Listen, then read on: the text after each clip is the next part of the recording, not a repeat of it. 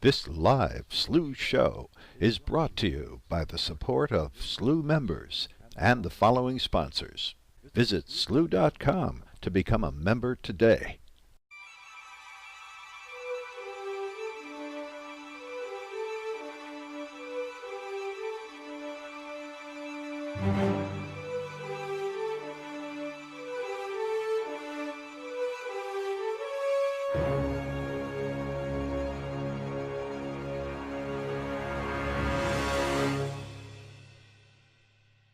This live SLU show is brought to you.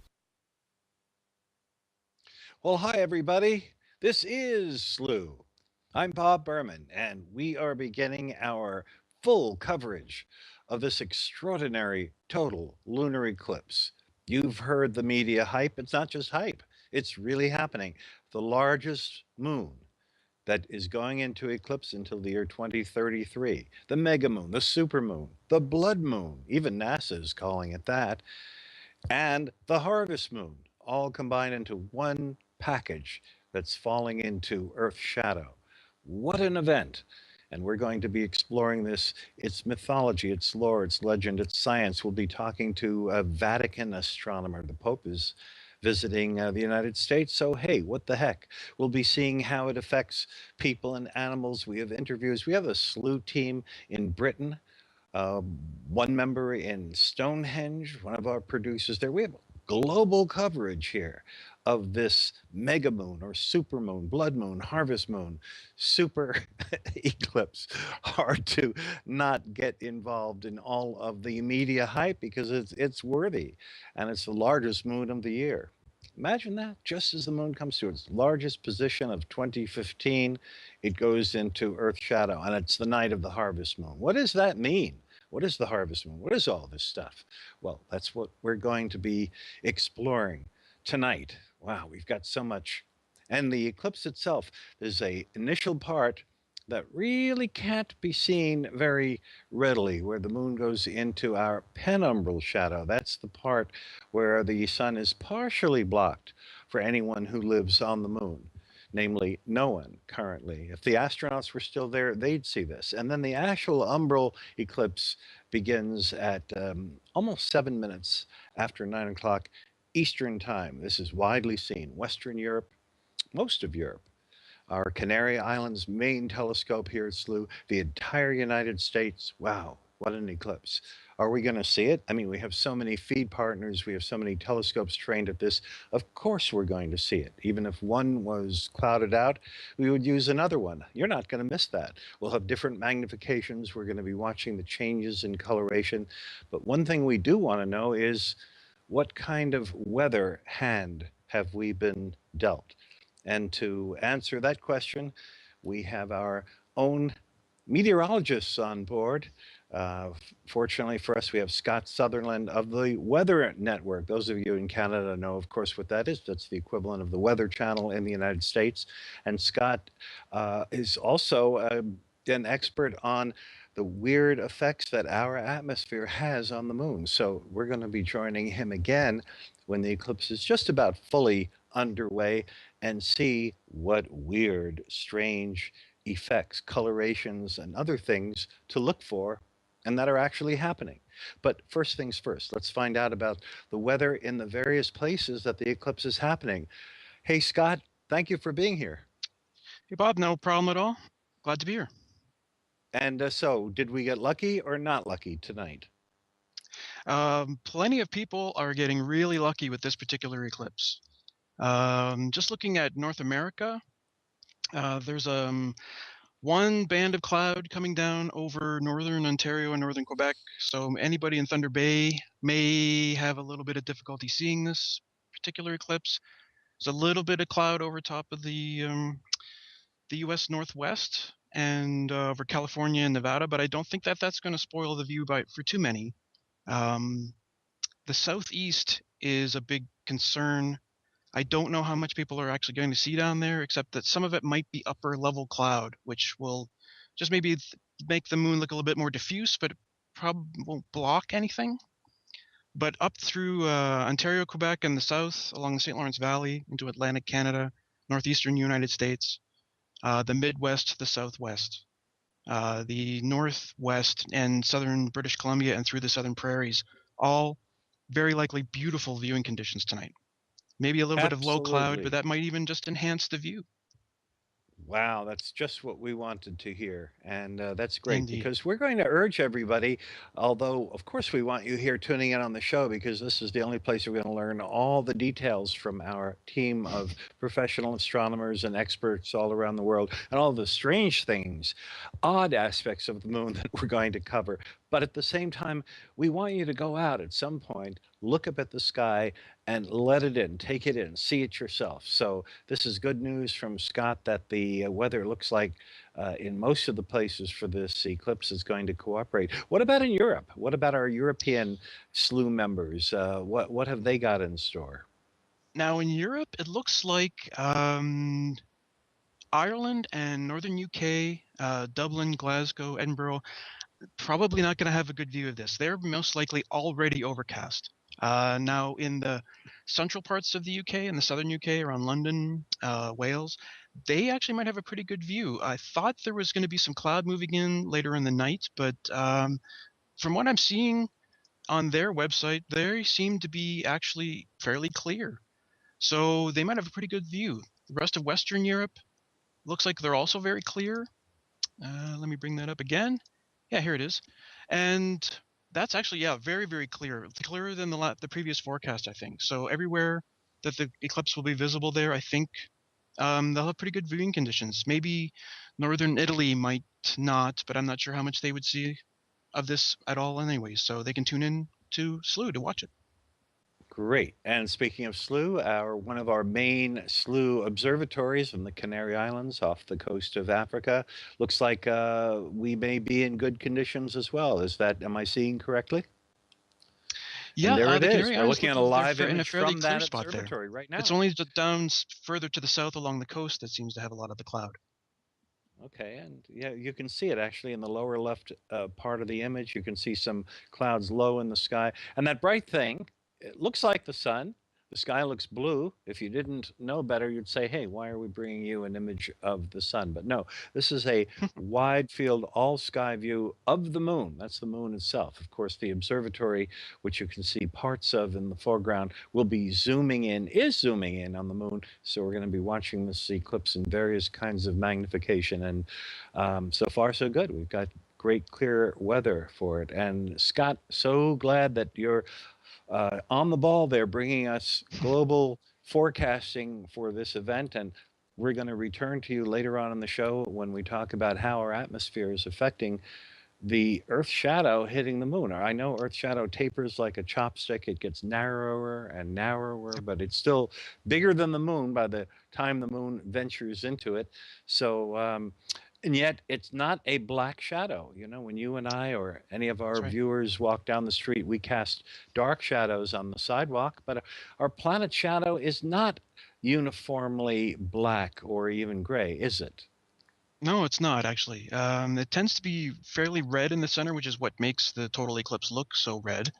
And it actually tapers off to different colors like white and pink and even blue at the very edges of the umbra.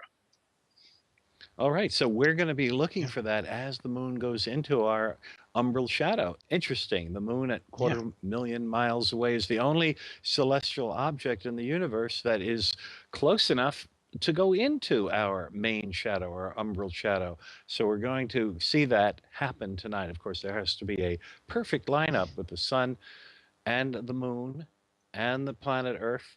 And the fact that this lineup is happening just as the moon reaches the closest point to Earth in the entire year, this is extraordinary. This does not happen very often. And so this is a very special eclipse. We'll talk about the harvest moon, the perigee moon, the tides. We're going to have the strongest tides of the year tonight and tomorrow. And all of that is coming up. But first, we'll send you back to another part of this program, and I'll be with you again. And so will Scott a little bit later on in the show. This is all live. We're bringing this to you in real time. So stand by. I'll be back with you in a little bit. For SLU, I'm Bob Berman.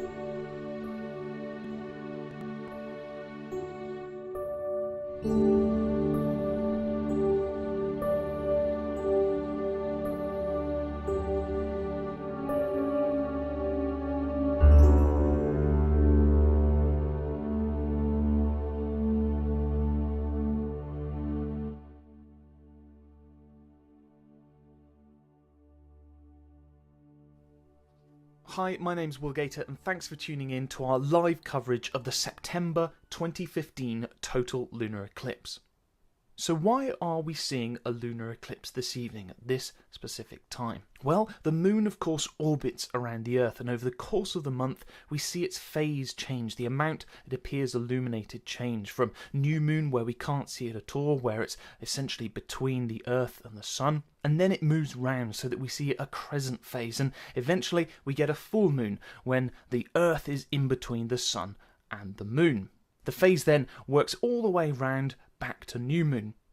But lunar eclipses only ever occur during a full moon. That's because the Earth has to be between the Sun and the Moon so that it can cast its shadow out into space and onto the Moon. Why is it then that we don't see a lunar eclipse every full moon? Well, the answer is that the Moon's orbit is tilted with respect to the plane of the orbit of the Earth around the Sun, and this means that at some full moons the Moon can be sitting outside of the Earth's shadow. But that's not the case tonight. Tonight the path of the Moon takes it into this long cone of darkness which is cast by the Earth out into space. Now the Earth's shadow is actually made of two parts. The central bit, which we call the umbra, is the much darker bit, and that's responsible for the main bit of a lunar eclipse. The outer bit is much, much lighter, and that is what causes the partial or penumbral phase of a lunar eclipse. And that's the first bit we see. As the Moon passes into the Earth's shadow, we see the Moon's disk slowly begin to dim on one little bit, and we start to see the disk being gradually eaten away by the shadow. It looks very different from the normal phase of the Moon, where we see often quite a crisp line, the terminator, between a boundary between light and dark, and we might see craters ordinarily along the terminator. Well, with the Moon passing into the Earth's shadow, it looks different, much more diffuse. If we're lucky like we are tonight, we see a total lunar eclipse, and that's when the Moon actually passes into that darker central umbra. The Moon is slowly engulfed in the shadow, and then something extraordinary happens. As we reach a point known as totality, when the whole disk of the Moon is immersed in that central dark shadow, suddenly the full moon goes a beautiful coppery red. And you might be thinking, why during the totality phase of a lunar eclipse? Why is it that when it should be in the central, darkest part of the Earth's shadow, that we're actually seeing it lit up? Well, the answer is, what's happening is that light is actually coming from the Sun, and then it's being refracted, bent round by the Earth's atmosphere, and some of it is bent into the shadow onto the Moon, and that falls onto the Moon. And because it's travelling through the Earth's atmosphere is very good at filtering the bluer wavelengths of light out of the sunlight. So the light that's falling on the surface of the Moon during the total phase of a lunar eclipse ends up being predominantly red. It's that beautiful coppery red colour that we associate with sunsets. So that's something to look out for, this beautiful coppery red colour as the Moon goes into the total phase of the lunar eclipse. Now, unlike solar eclipses, lunar eclipses last hours, and in fact in solar eclipses you might experience totality when the Sun's disk is completely covered by the Moon. That can only last a few minutes at most, whereas the total phase of a lunar eclipse, well, that can last a long time, and in this case it's well over an hour.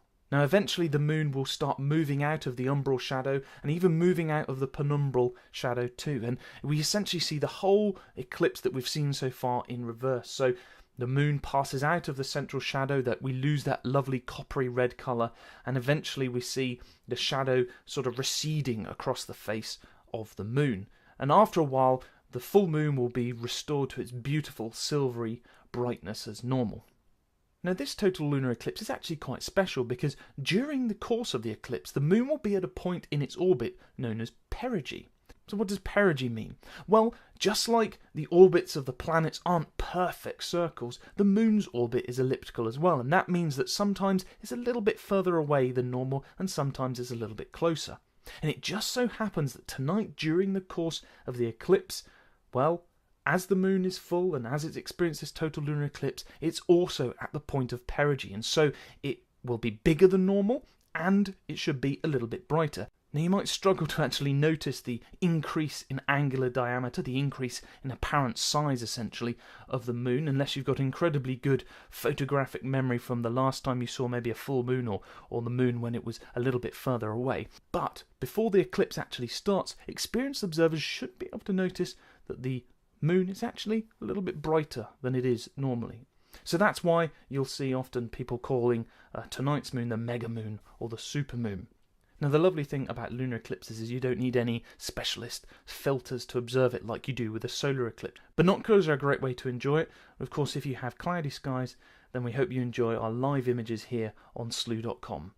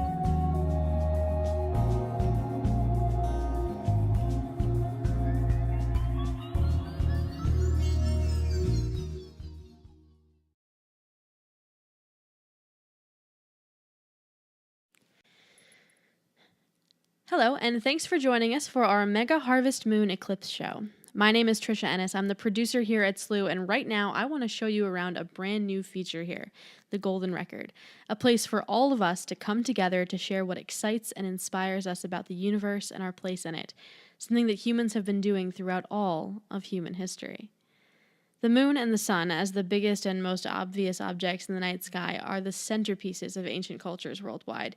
We explored some of the ones surrounding the sun earlier this week during our equinox show, but tonight it's all about the sun's nighttime sibling, the moon. In a number of cultures, they actually were siblings. The Greeks at one point had the twins Artemis and Apollo to represent the sun and moon respectively. Taking a look at the full moon golden record, we can find a bunch of other cultures with their own beliefs about the moon.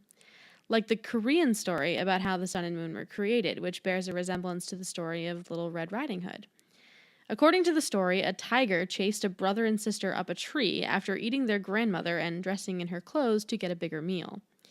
The youngest, the sister, prayed for a rope to come down from the sky to save them, and when it came, they were placed in the heavens, the boy as the moon and the girl as the sun.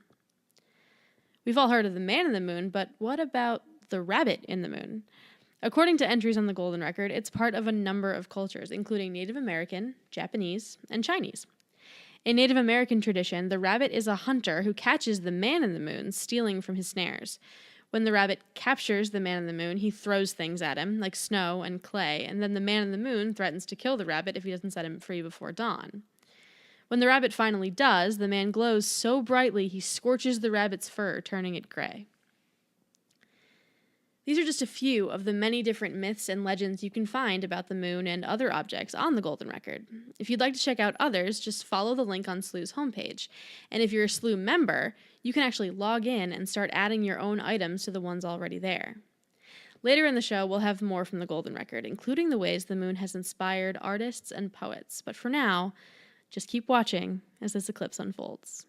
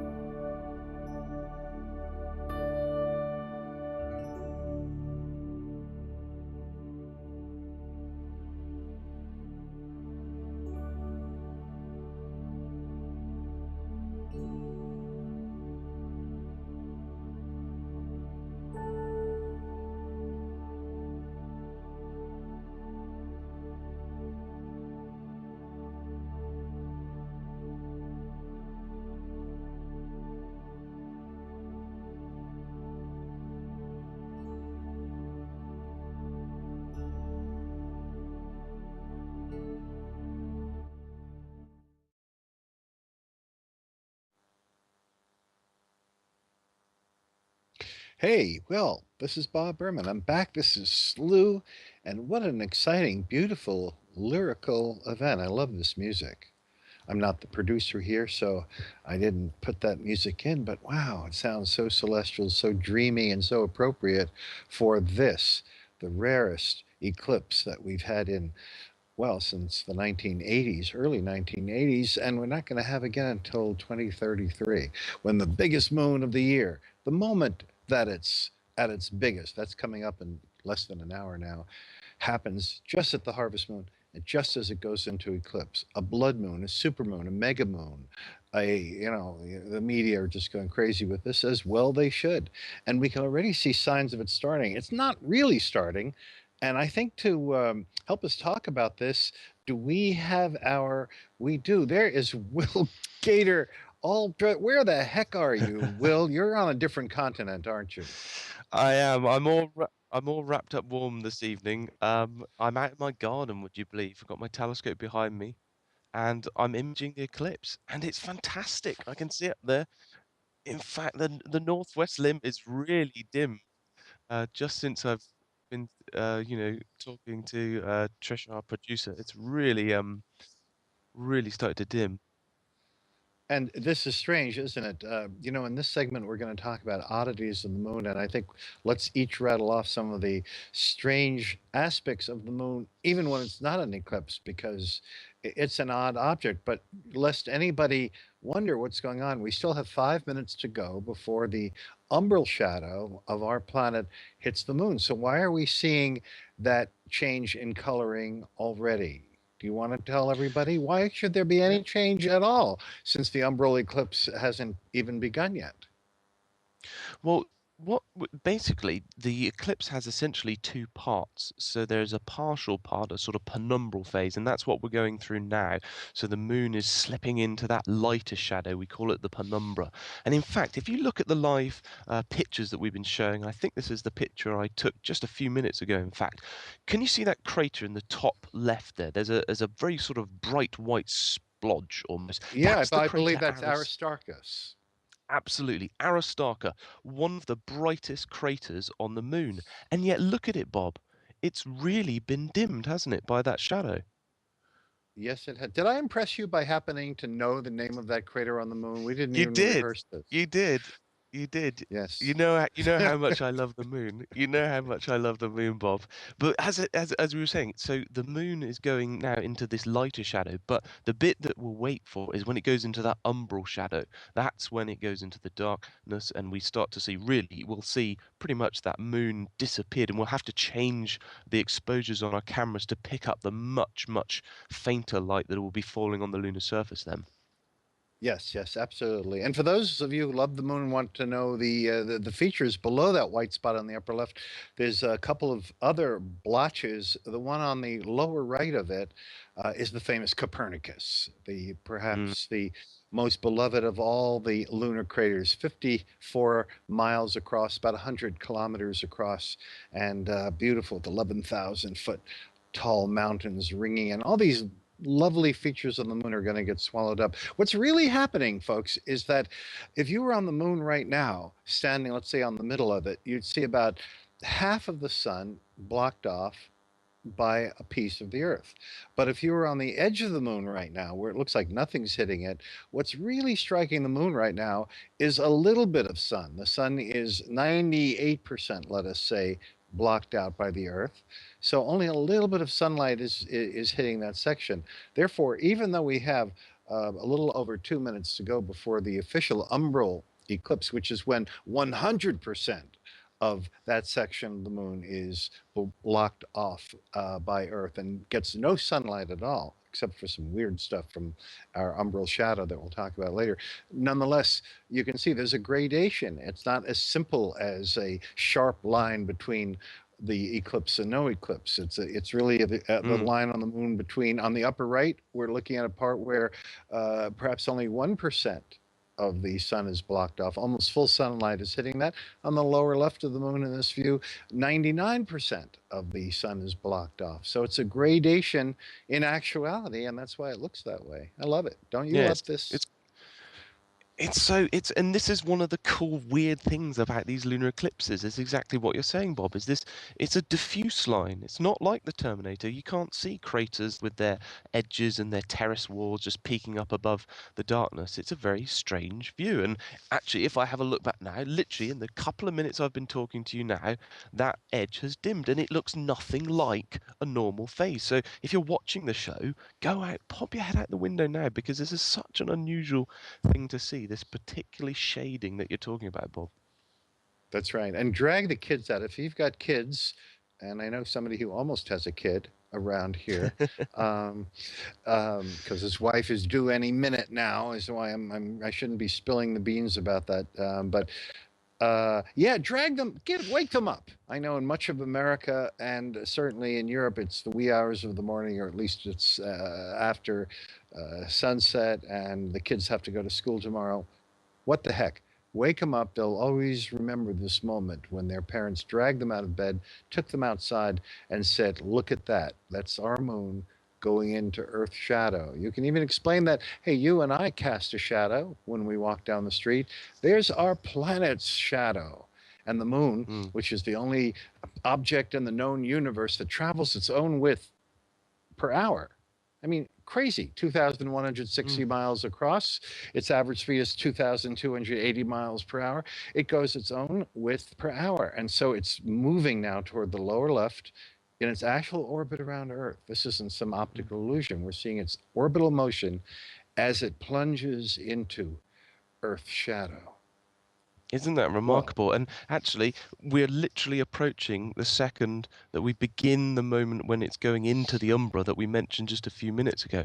And if you look, when we were talking about Aristarchus in just this short time has almost completely disappeared as it heads into that umbral shadow. It's amazing to watch right before your eyes.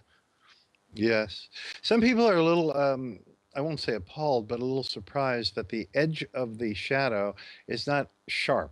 Now, if you've ever been to a total solar eclipse, very few have, you see the sharp edge of the moon's shadow blocking out the sun, and it's razor sharp edges and very fine bits of detail. Not here, Yeah. because No. again, the edge of the Earth's shadow is a fuzzy thing. It has to be, because it's really the borderline between where the moon is 99% eclipsed and where it's 100% eclipsed. And you go another 100 miles away from that on the moon's surface, and it's 98, 97, 96% eclipse. So expect that as this eclipse, now that the umbral eclipse is underway. Umbral eclipse means that now in the upper left, if you're standing on the moon, you have no sun at all. Only Earth's shadow is striking the moon. And so the official partial eclipse, the umbral eclipse, has begun. Yeah, it's a great moment. It's extraordinary, not just to see in the live pictures, but you can go out now and actually see this moment as you as it's really starting to descend into that darkness. You've actually now properly lost the top left corner, haven't we, of the moon there? Yes, yes. People wonder, how does this differ from the phases of the moon? I'm always surprised that there's a number of people who think that the ordinary crescent moon is only a crescent because it's partially in Earth's shadow. And they think that a half moon is half in Earth's shadow every month. And of course, that's not true. The moon is actually casting its shadow on itself. It's a curved body, and half of it is in sunlight, half of it is in darkness at a given time. But now we're actually seeing phases that don't look like your normal phases of the moon. So if you like the weird, the unusual, the odd, if you'll pay for that by going to the strangest movies that you can find because you like to see something you haven't seen before, again, bring your friends, call your friends, girlfriend, lovers, kids, parents even. Drag them out for this thing, because here it goes. It's underway. And you talk about weird and unusual things. For me, it's got to be that moment when the moon is deep in the heart of the Earth's shadow, and yet it shows these beautiful colors.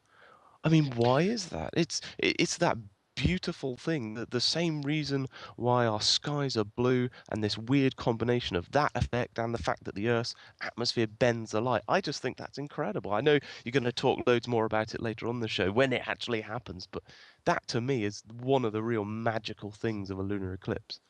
You're so right, Will. And you know, in a way, it's already happening because Earth casts a reddish shadow. Now, there's no way around it, and yet you look at the upper left, either with your eye right now, if you're going outside, or at our SLU telescope live views of the moon, and the shadow looks black.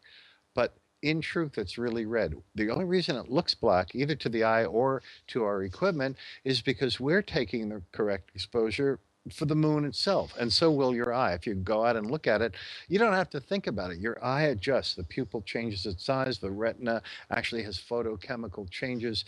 And your eye adjusts to capture the correct exposure for the moon. And since the moon is still mostly in sunlight, either with film, with CCDs, with our telescope now, or with your eye, the correct exposure for the moon means that you have to stop down that shadow part. So we're Mm. underexposing it. Our eyes underexpose it, and here at SLU, we're underexposing the shadow.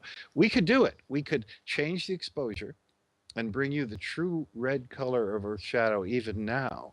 But to do that, we'd have to so overexpose the sunlit part of the moon that it would be just burnt out and blurry and it wouldn't look clear anymore. So we're always doing the correct exposure to capture the best view. And to do that, it's underexposing the shadow. But there'll come a time later in the eclipse, I think around 10 o'clock Eastern time, another half an hour or so from now, when so little of the moon will remain that its brightness will be low enough that the correct exposure for your eye and for our equipment will open up the exposure enough to show the red color of the shadow. And one of Mm. the weird, interesting parts of the eclipse is what is the moment when we distinctly see the true reddish color, what the media calls the blood moon? When will the blood moon start appearing? And we're going to We be need watching for that. we need a name for it, don't we, Bob? We were discussing that the other day. We need a name like we have when a solar eclipse. We have that beautiful moment, the diamond ring and Bailey's beads, which herald the beginning of totality. I think maybe some SLU viewers can give their Let's opinions, ideas on the hashtag. the hemogenesis. How's that? Yes, I like it. I like it. Hemogenesis. We're waiting for, well, let's be the first to start using that. We're waiting for the hemogenesis, the moment when the moon turns red, when the shadow turns red. Meantime, look at that moon continuing to rush into the shadow. The speed of the moon, to about 2,280 miles per hour, not terribly fast as such things go. Earth travels at 66,000 miles per hour.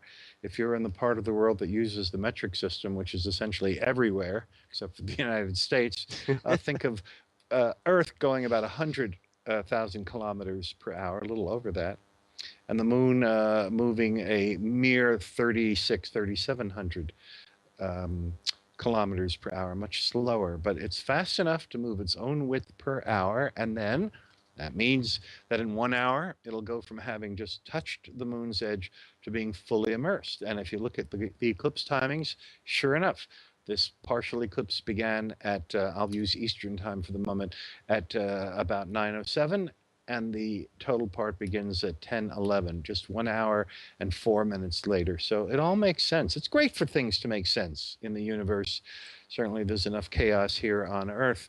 And that's one of the great things about astronomy. It's all very clockwork, tick tock, logical, sensible. You can count on it.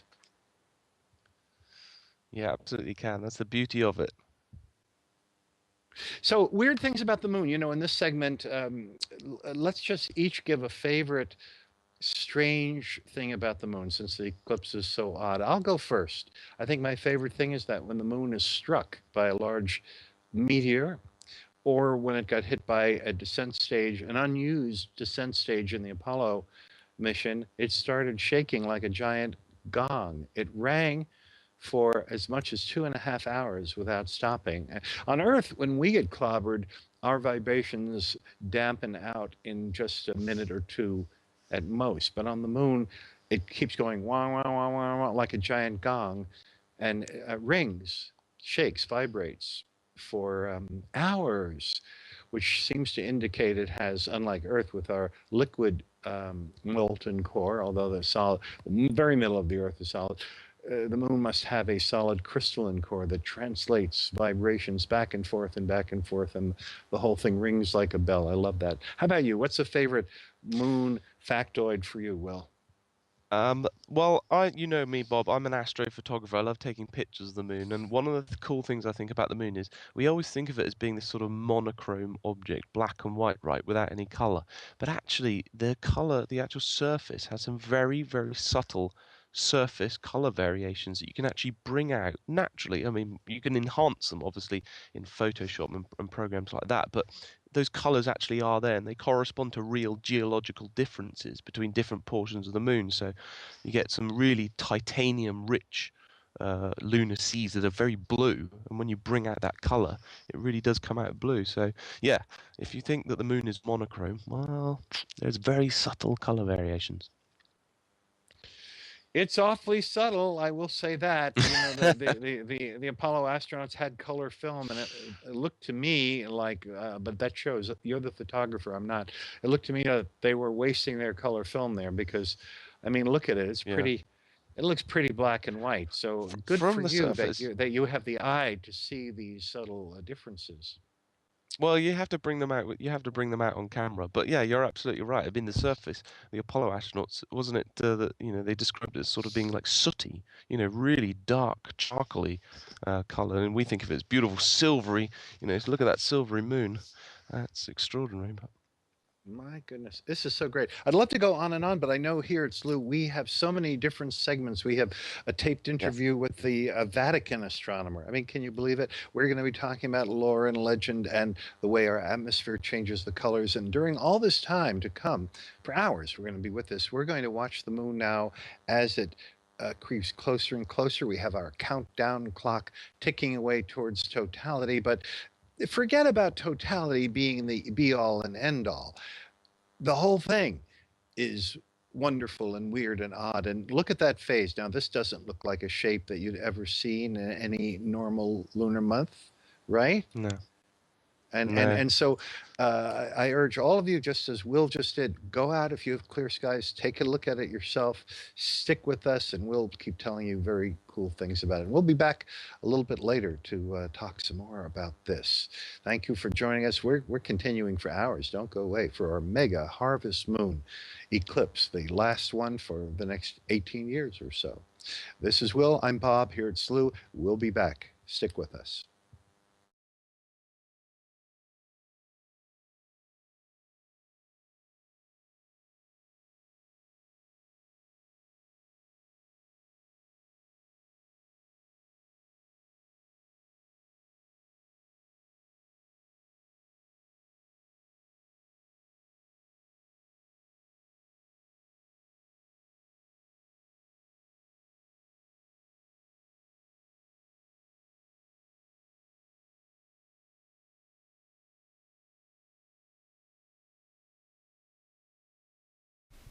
Hi, Bob Berman back with you here on our special total lunar eclipse night. Wow, special night.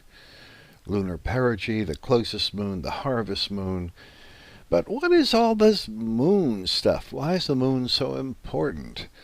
After all, it's a celestial body only 1/4 our size. It's really geologically dead. It has no life. It has no air.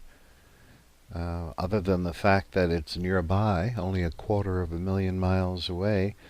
Certainly we can think of many celestial objects that are more interesting. So why does it have all of this historical and scientific and cultural importance?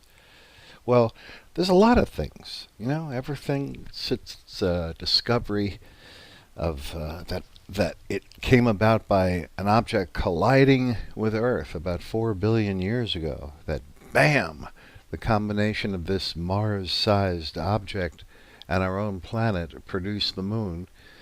We've had it, and it's slowly been spiraling away ever since then, at the rate of about 1.5 inches a year, slowly leaving us. So it's getting smaller and smaller in our sky. Still, what's the big deal? Well, scientifically, first off, we've recently found that it's not just a matter of the moon producing tides, which it does, and which some forms of animal life, especially in the intertidal marshes, the animals like crabs and others that depend on the seas rising and falling, and their predators like gulls.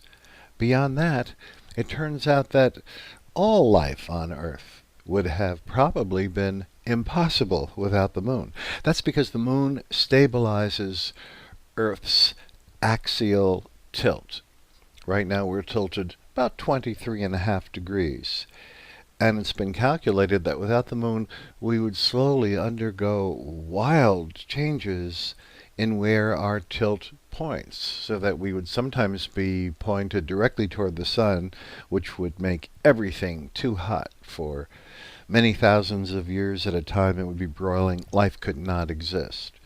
But with the moon, that tilt stays at very nearly 23.5 degrees. It only gets more than that or less than that by about 2 degrees. So it stabilizes our conditions and probably allows life to exist in the first place. So the moon's absolutely vital. And maybe all the different cultures and civilizations through the ages not only sense that, but, well, one thing for sure is they knew about the tides. When the moon is full, as it is tonight, or new,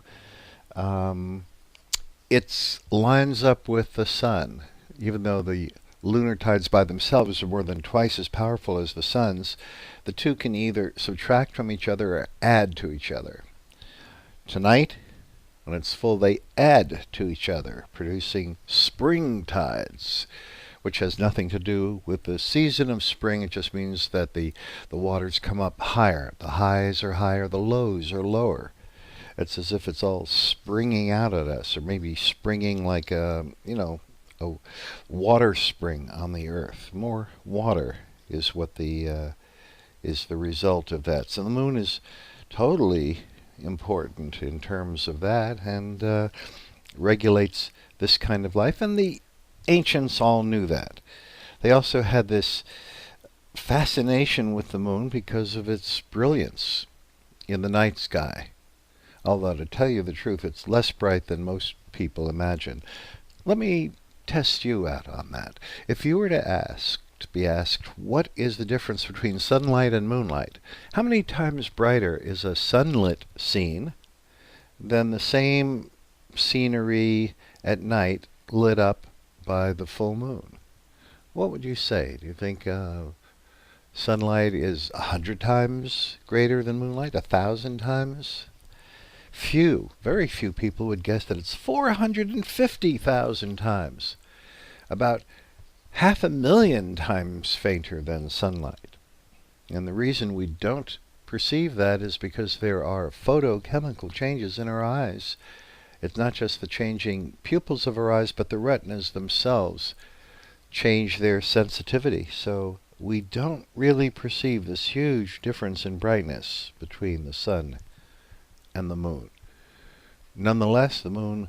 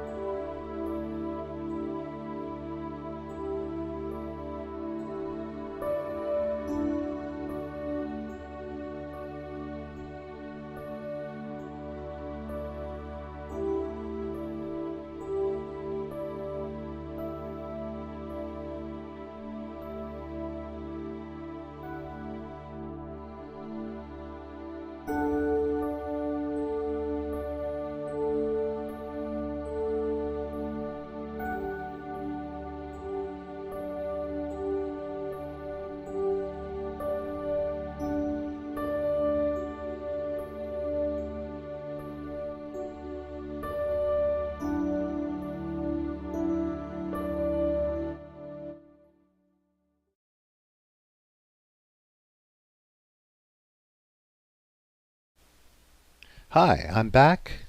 This is Bob Urban, and this is SLU for our great lunar total eclipse. And right now I'd like to talk to you about whether the world is coming to an end, because there's a lot of web traffic and a lot of reasons that people think it is. And it is a pretty amazing night, what's happening tonight. I mean, think about it. It's the harvest moon and the closest approach of the moon of the entire year. At the moment the eclipse is happening, the moon is turning color. It's a tetrad. There's Bible references that are involved. I mean, there's all sorts of things that are making some people afraid of what's going on. So let's talk about that. You know, it's not just moons that cause it. For some reason in the astronomy world, we have all sorts of end of the world Armageddon type experiences almost every year. Some people think there's a hidden planet named Nibiru that's on a collision course and it's going to collide today during the eclipse. Others think it's later this year or next year, but you'll see a lot on the web about that. In truth, no, NASA and the world's astronomers are not hiding some cataclysm. I've been connected with astronomy all my life, and I can tell you that these are blabbermouths. Astronomers would never keep anything hidden. They couldn't if there was something actually happening. Also, if there's a planet really on a collision course with us, it would already be noticeable because at this point it would be close enough to be seen in the sky by everyone. So that's not happening, and the yearly asteroids that come close to us are comets that are visible every few years, and all of these end of the world things. I mean, haven't we learned by now? They don't happen. But this event is a little different because this lunar eclipse is a confluence of so many different things happening at once. The closest moon of the year, the largest moon, the harvest moon, what's called a mega moon, all occurring at once, and something called a tetrad that we'll get to in a few minutes. But let's start with what the media are labeling this, and that is the blood moon. They've been calling total lunar eclipses blood moons for a few years, and there's a little bit of truth behind it because the moon is turning a ruddy color, reddish. In reality, though, the color is more like a penny. It's coppery or orange, more orange than red. If your blood ever turns the color of tonight's eclipse moon, you should go to the emergency room because that's not a good sign. The real drama comes in because that illusion, that term blood moon, feeds into some Bible passages such as Revelations 6:12, where it says, "And I beheld when he had opened the sixth seal, and lo, there was a great earthquake, and the sun became black as sackcloth of hair, and the moon became as blood." Or Joel 2:31, which says, "The sun shall be turned into darkness, and the moon into blood, before the great and the terrible day of the Lord come." So that suggests doomsday, Armageddon. And that feeds right in with the blood business. So naturally people are afraid. There's even some Bible sites that I've noticed asking questions. There's one that says, "Is Jesus going to return during the blood red moon of 2015? Well, that's tonight. So that's what's scaring some people. And then on top of that, we've got the megamoon business. Now, the moon's orbit around Earth is an ellipse, not a circle, so the moon comes closer and farther all the time. And once every single year, you're going to get a full moon that happens to be the closest moon of that year. And this year, it's now. And it's happening just as the eclipse is happening. During the eclipse, the moon will be at its closest point to Earth of all of 2015 and be at its largest of all of 2015. I think that's very cool. So the question is, does that affect us? Does that harm us? It does affect us because we will have the largest tides of 2015. The highs will be higher, the lows will be lower than any time this year because, first of all, it's full moon, and the full moon and the new moon both produce the highest tides because the moon and the sun are then in a straight line, and they act together to raise the tides. And secondly, when you have a perigee, and that's what it's called when the moon is close, and it is close to us, its nearest surface to us is only 216,000 miles tonight. That is quite close. And that additionally raises the tides because the tidal effect varies with the cube of distance. Some places like the Bay of Fundy in Canada and Nova Scotia are even more susceptible to the moons coming closer and further than it is to the new moon and the full moon. So the combination of those two, yeah, we're going to have tides, so it really will affect us. But as for mega moon, which is a new expression, astronomers don't use it. It's just newly coined, megamoon. And so what does that mean exactly? Well, if you look at the data, it shows that tonight's moon is 14% larger and closer than the full moon in early March this year, or 7% larger than its average size. Now, does that mean it'll be large in the sky? Actually not, because that difference is right on the edge of what you could notice. The moon is only 30 arc minutes across. 14% change is right on the border of what human eyesight can show. So marginally noticeable. What you will see is if you watch it rise. If you've already seen it rise or in your place where you can watch it rise, like on the West Coast, for example, California, Oregon, Washington, the moon is rising already eclipsed tonight. So it will be low when you see it, especially in the early parts of the eclipse. And when the moon is down low near the skyline, it always looks enormous. This is the famous moon illusion. All objects in the sky near the horizon look large. Even constellations like Orion or the Big Dipper look huge when they're low. And this is caused by the psychological effect of knowing, as we do without thinking about it, that anything near the horizon is far away. Like if we're driving and we go over a hill and there's a town in the distance and we see a church steeple in it, we'll automatically assign a size to that because we know it's far away, and we give it some perspective. When the moon is high in the sky, it's dwarfed by the emptiness of the sky. The sky is 180 degrees from horizon to horizon. It's large, and the moon is only half a degree across, so it looks tiny when it's high up. But when we see it down low, juxtaposed against earthly objects, the moon takes on a much larger size. That's called the moon illusion. It doesn't actually get larger. If you measured it with a filar micrometer, you'd see that its diameter is actually no larger. It's actually a little smaller when it's near the horizon because it's farther away from you than when it's high up in the sky. But the illusion is very powerful. So everybody seeing the moon rise tonight, are going to say, wow, look at that. That's the mega moon. That's the huge moon that they're talking about. But not really. It's enormous because that's the moon illusion. The fact that it is a close moon and is called the mega moon adds a tiny bit to that, but not enough to be noticeable. Certainly not enough to affect us. The tides will be high because of this. But to actually cause flooding or damage, you'd need something extra, like onshore winds or a storm, something extra to push it over the edge, and then you could have some damage from today's event. So that's not going to bring you Armageddon either. The other aspect is the tetrad. Now, tetrad's an interesting concept. You see, you can have an eclipse, a lunar eclipse or any kind of eclipse, every 6 months. So if you have a lunar eclipse and it's total, the next lunar eclipse 6 months later can be anything. It can be penumbral, which is not even noticeable. The moon doesn't seem to change. It can be partial, or rarely it can be another total eclipse 6 months later. Well, once in a long time, it will be total again, and 6 months later it'll be total again, and 6 months later it'll be total again. So you have 4 total eclipses in a row.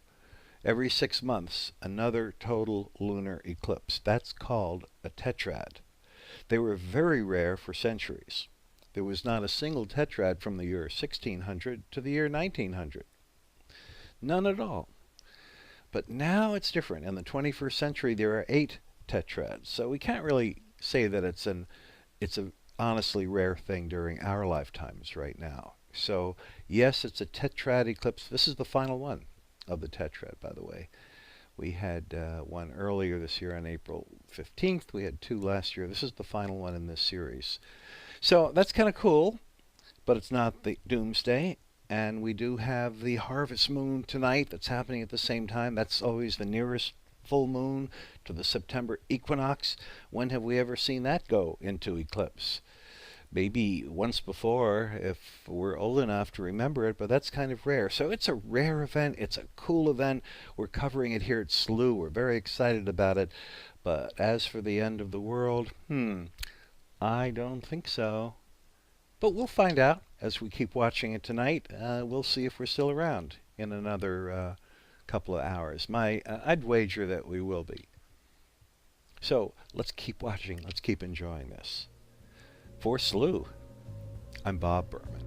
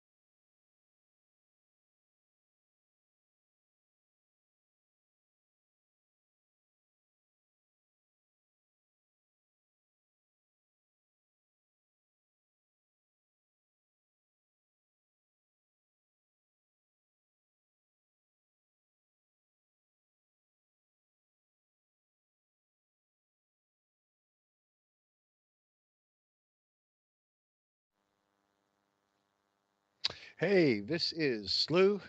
I'm Bob Berman, back with you live. Well, the whole thing is live. Everything we are seeing is in real time. We are watching the blood moon. We've reached hemogenesis, the start of the blood part of the moon, the red part of the moon. It looked like a black bite taken out of the moon until just a little while ago. But if you check outside your window, and you're one of the places in the world that can see this in your sky, which is not, unfortunately, Hawaii or Alaska or Asia, but it is mainland US, all of South America, Western Europe, and the western half of Africa. If you have clear skies, what are you waiting for? Go out, check it out. Don't be out too long, though. Stay with us because we have so much to explore. Totality is coming up now in only a little bit more than 9 minutes. And I should mention that unlike a total solar eclipse, where it happens at different times for different people around the world, because the moon's shadow then sweeps across Earth, and some parts of Earth that are going to get it will see it well underway or even see the total eclipse, while others are still waiting for it to start and it hasn't even begun yet. Not here. With a lunar eclipse, everybody sees the same thing. It's really a unifying event. It's one of the reasons we decided to talk to the Vatican astronomer, and we'll do that a little bit later on. The Pope is visiting the US. So this is the kind of event that unites the world, seeing this. After all, it's Earth, it's the moon, it's our planet, and so much of the world is watching this at the same time. It's really a unifying thing. We're all seeing it, and again, I'll emphasize it, we're all seeing the same thing. As long as you have the moon in your sky right now, you're seeing the exact same part of the eclipse as everybody else. The only difference is that if you happen to be standing on your head, if you're in South America, in Brazil, let's say, where the eclipse is underway, although we understand from some of our Brazil friends that it's cloudy in at least parts of Brazil. But if you're in the clear, you'll see the moon in a different orientation because you're, of course, upside down relative to people here in the northern hemisphere. So that's the only difference. But the moon, other than that, the stage of the eclipse will be identical. And as we approach totality, we want to bring back our friend Scott from the Weather Network. This is Canada's equivalent of the Weather Channel in the United States. And Scott is an expert, not just on meteorology. He's been keeping it in check and hopefully keeping the clouds away when he's doing a good job of that for most of us. But Scott, we're also going to talk about these odd so-called edge effects caused by the fact that the redness is not uniform. It's odd, it's uneven, it's caused by our atmosphere. What's up with that? What's going on here? Well, basically, the darkest part of the atmosphere, at least when you're looking at it edge on, is the lowest part, the troposphere, which is where most of our weather occurs. And if you look at this edge on, like say from the International Space Station, and their views of it, you can see this quite often, is that it's red at the bottom, and then there's a sort of a whitish pink layer in the middle, and then it goes off to blue at the top. And exactly right there on the screen. So that's a picture of the Space Shuttle Endeavour from, I believe, 2007, taken from the International Space Station. And you can see the layers very clearly there. So that's the orangish red troposphere at the bottom. Then you have the stratosphere in the middle and the mesosphere above that on top with blue. Now the blue seems to mainly come from the fact that ozone absorbs specific wavelengths of light. And so it will pick out the reds, and so you'll only get the blue coming through when you're looking at it edge on like that. And as the light filters through the atmosphere, because the globe is curved, this acts like a lens, and all of that light gets beamed into the umbra, because the umbra itself is just a dark blank patch of light because the Earth is physically blocking the sun. But because of this focusing, the lens of the atmosphere focuses all that light, the different stratified layers of color, into the umbra. And the very center of it turns into a big circle of reddish orange, coppery color, as you mentioned. And that's what we mostly see when we see a full total lunar eclipse, is that red. And as it enters the umbra and it leaves the umbra, sometimes you can catch that bluish tinge from the ozone absorption. And it's not often. It's hard to pick it out. There are pictures on the internet that people have seen, that have posted up. But yeah, this creates sort of almost like a banding around the edges of the umbra of these other colors. And if Okay. you can watch really closely, if you can get a for really close picture of it, you can see that. Okay, so for our listeners, let's translate that. Umbra means Earth's dark part of the shadow. That's the part of our Right. shadow where no sunlight is hitting the moon. And That's right. what Scott is telling us is that our atmosphere is being bent, refracted onto the moon. Actually, what we're getting on the moon, the reddish color, is really the combination of all of Earth's sunrises and sunsets. Very lovely, Yes, exactly. poetic idea being combined into a single kind of light.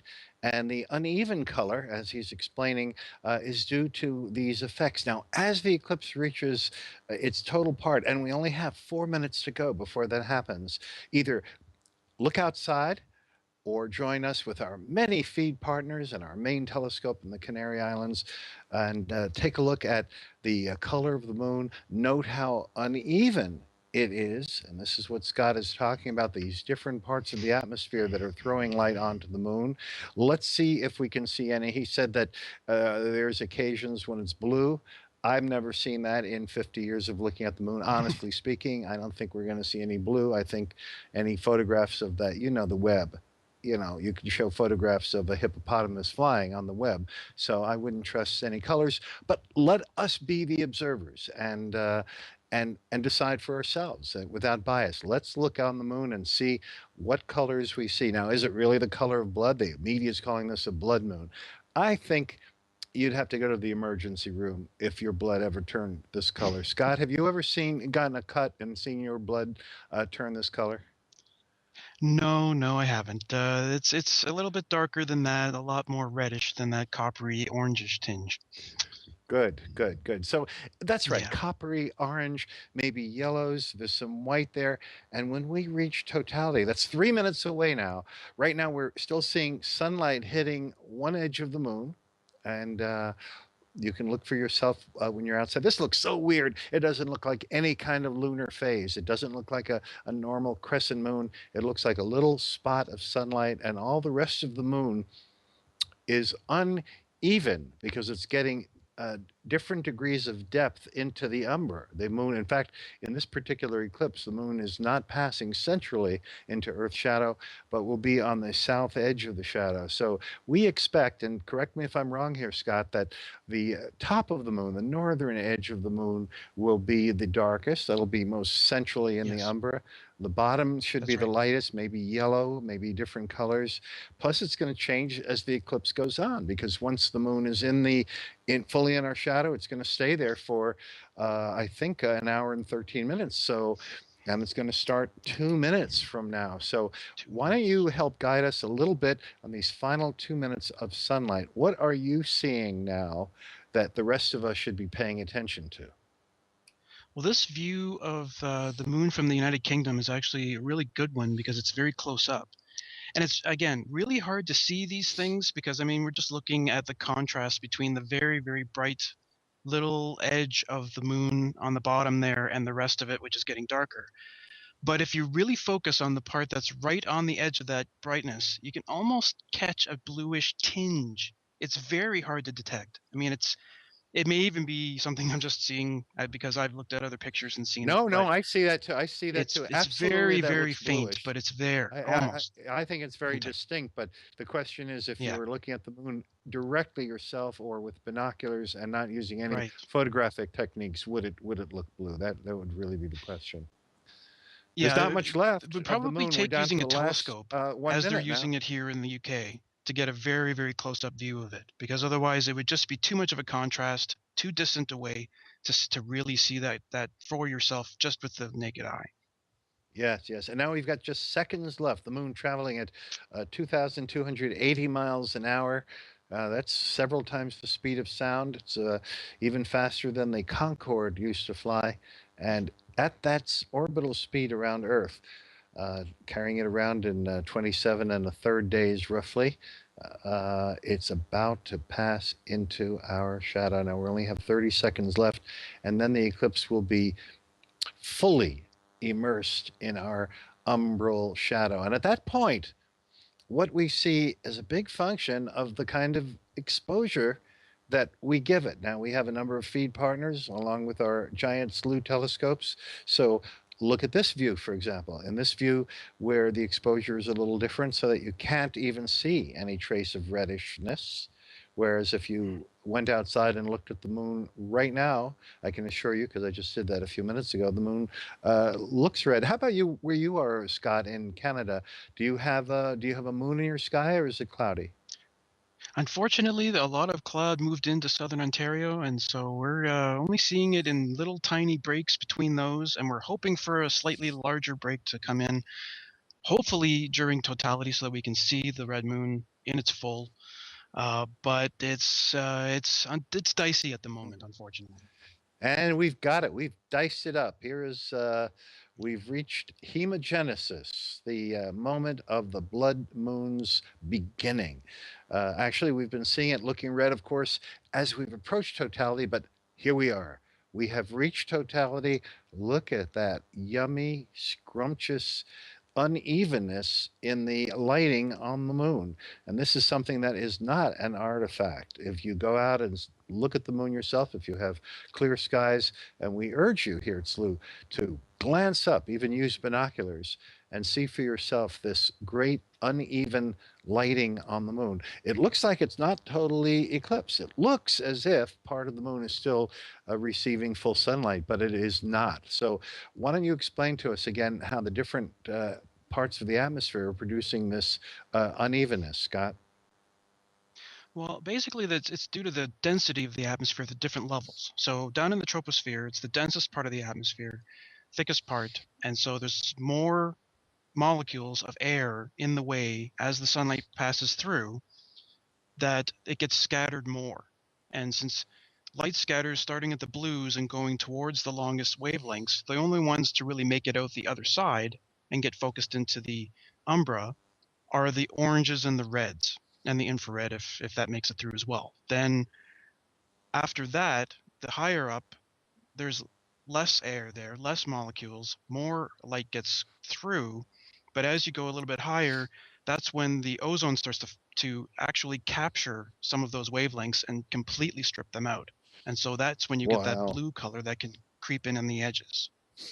That is so cool. And ladies, Yeah. women listening to that, aren't you turned on by a guy like Scott who uses words like wavelength and atmospheric density and infrared? I mean, isn't that cool? By the way, look close to the moon on the left side. You might see a single star. And in real life, the stars are now emerging. We had a night that you would not have seen the Milky Way with the light of the full moon. That does the same thing that big city lights do, destroys it. Hey, look at our live all sky view. Oh, this is so breathtaking. I'm so excited to That's see this. beautiful. This is our view from the main observatory. A number, of course, SLU has a number of main observatories, but this is the one on the Canary Islands. And before, do you remember at the start of the show, those of you who were with us from the beginning, we saw the moon so bright that it made the background sky blue. It looked like a daytime sky. And now all the faint stars have come out. There is the moon being rather overexposed in this view so that we could get these faint stars, but there's even a hint of the Milky Way. And if you stepped out, if you live in the country right now, away from the lights of a big city, you'll actually see the Milky Way.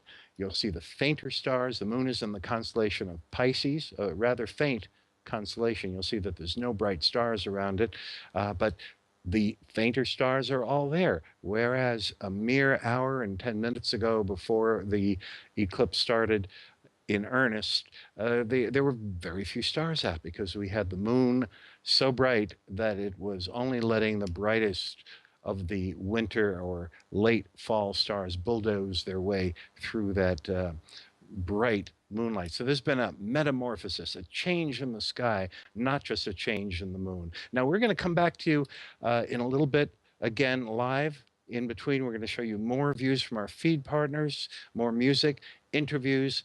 some other SLU astronomers and experts around the world. So we're just getting going here. So stay tuned, stick with us.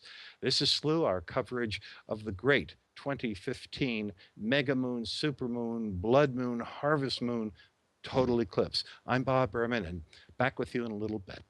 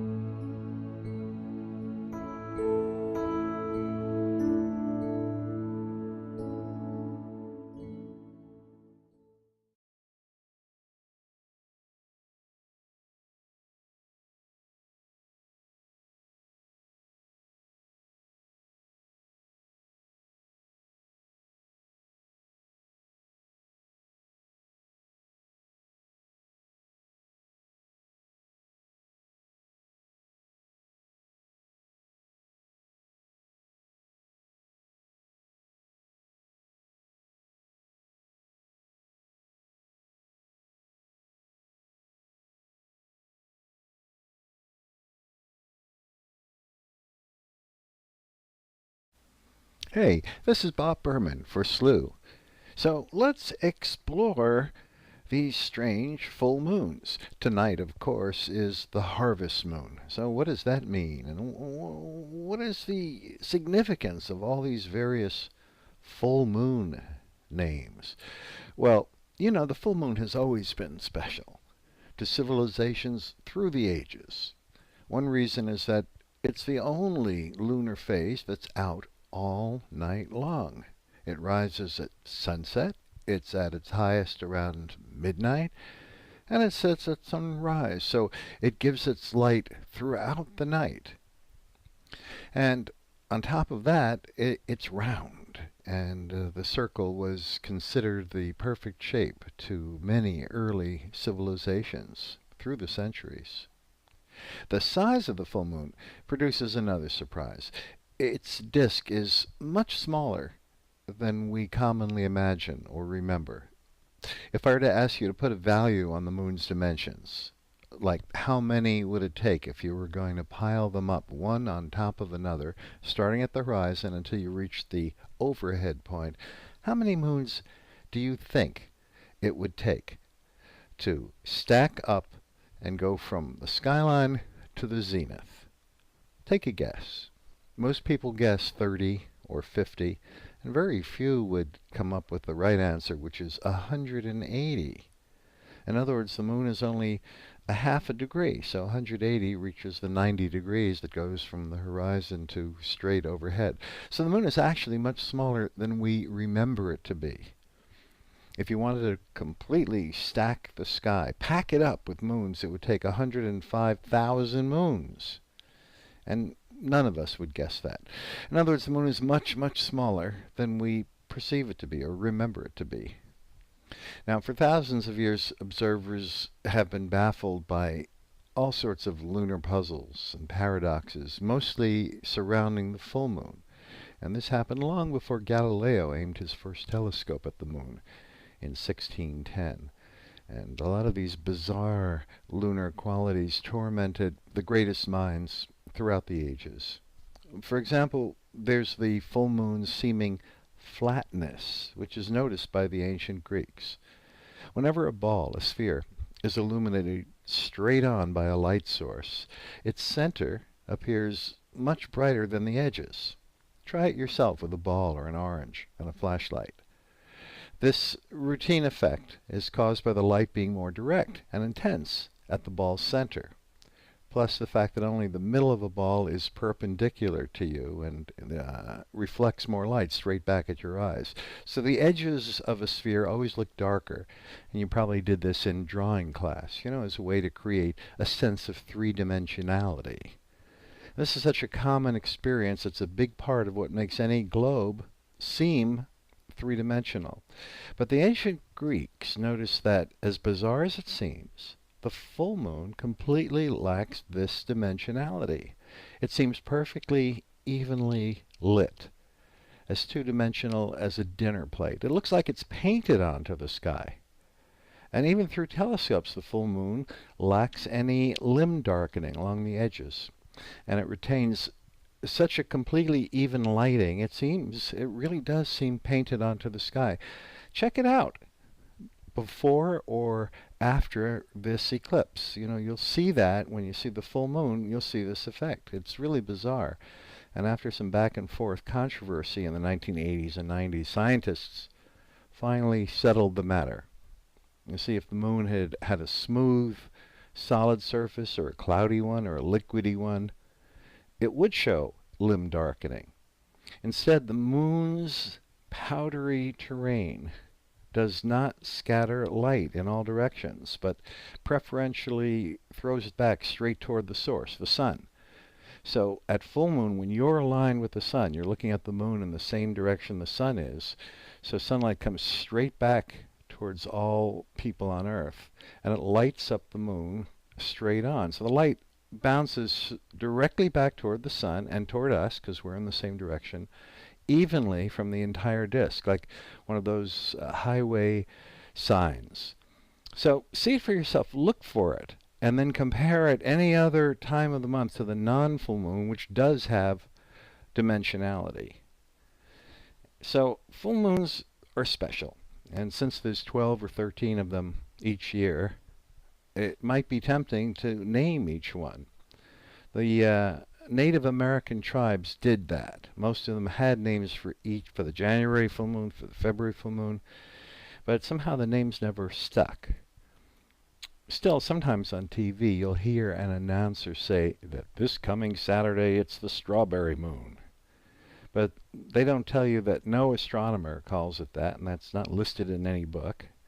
And neither did any other tribe, except for the Algonquins, or the Apaches, or whichever tribe gave it that name. So, no, only 2 full moons have official names.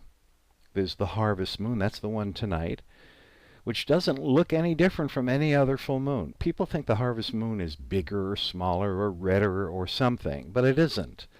The only thing special about the harvest moon, which is the full moon closest to the September equinox, is that the harvest moon rises at around the same time every night. So starting a couple of nights before the harvest moon, when the moon is almost full, instead of coming up about an hour later each night, the way the full moon normally does, the moon comes up only 20 or 25 minutes later each night.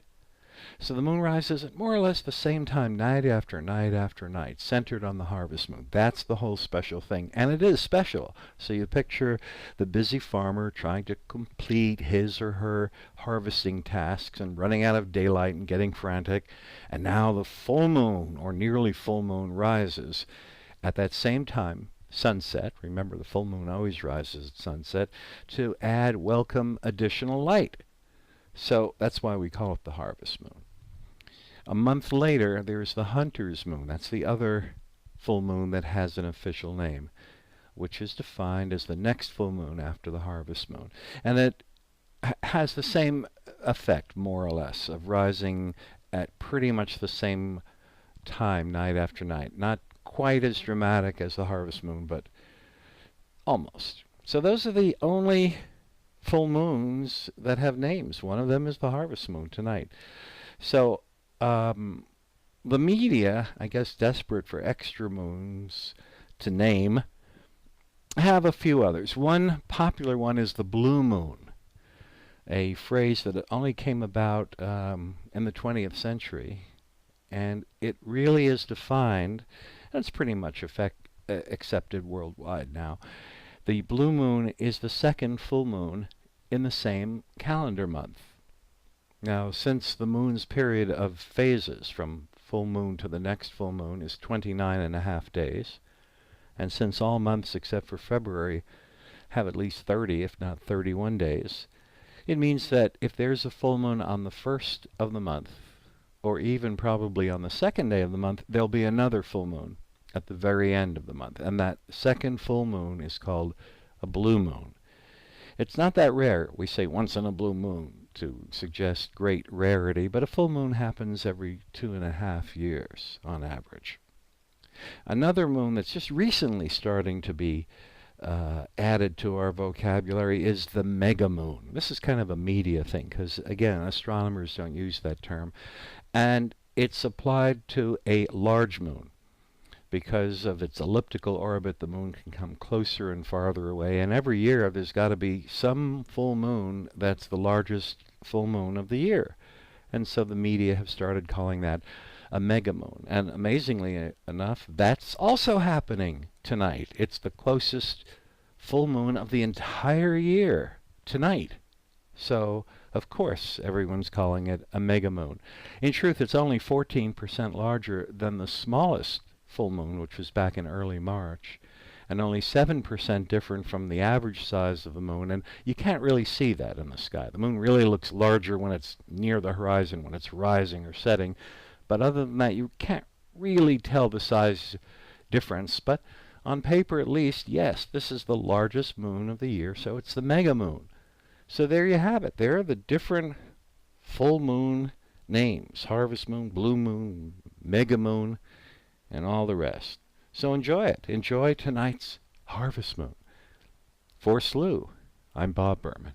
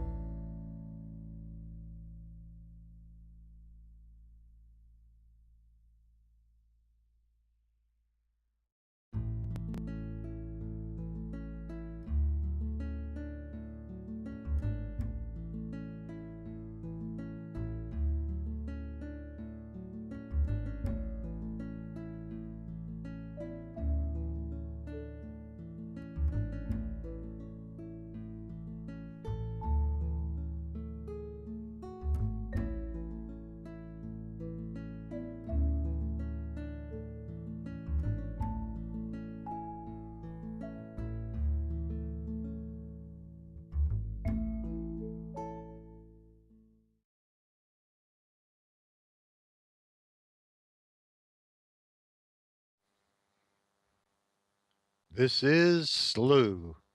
I'm Bob Berman, back with you. I've never really left.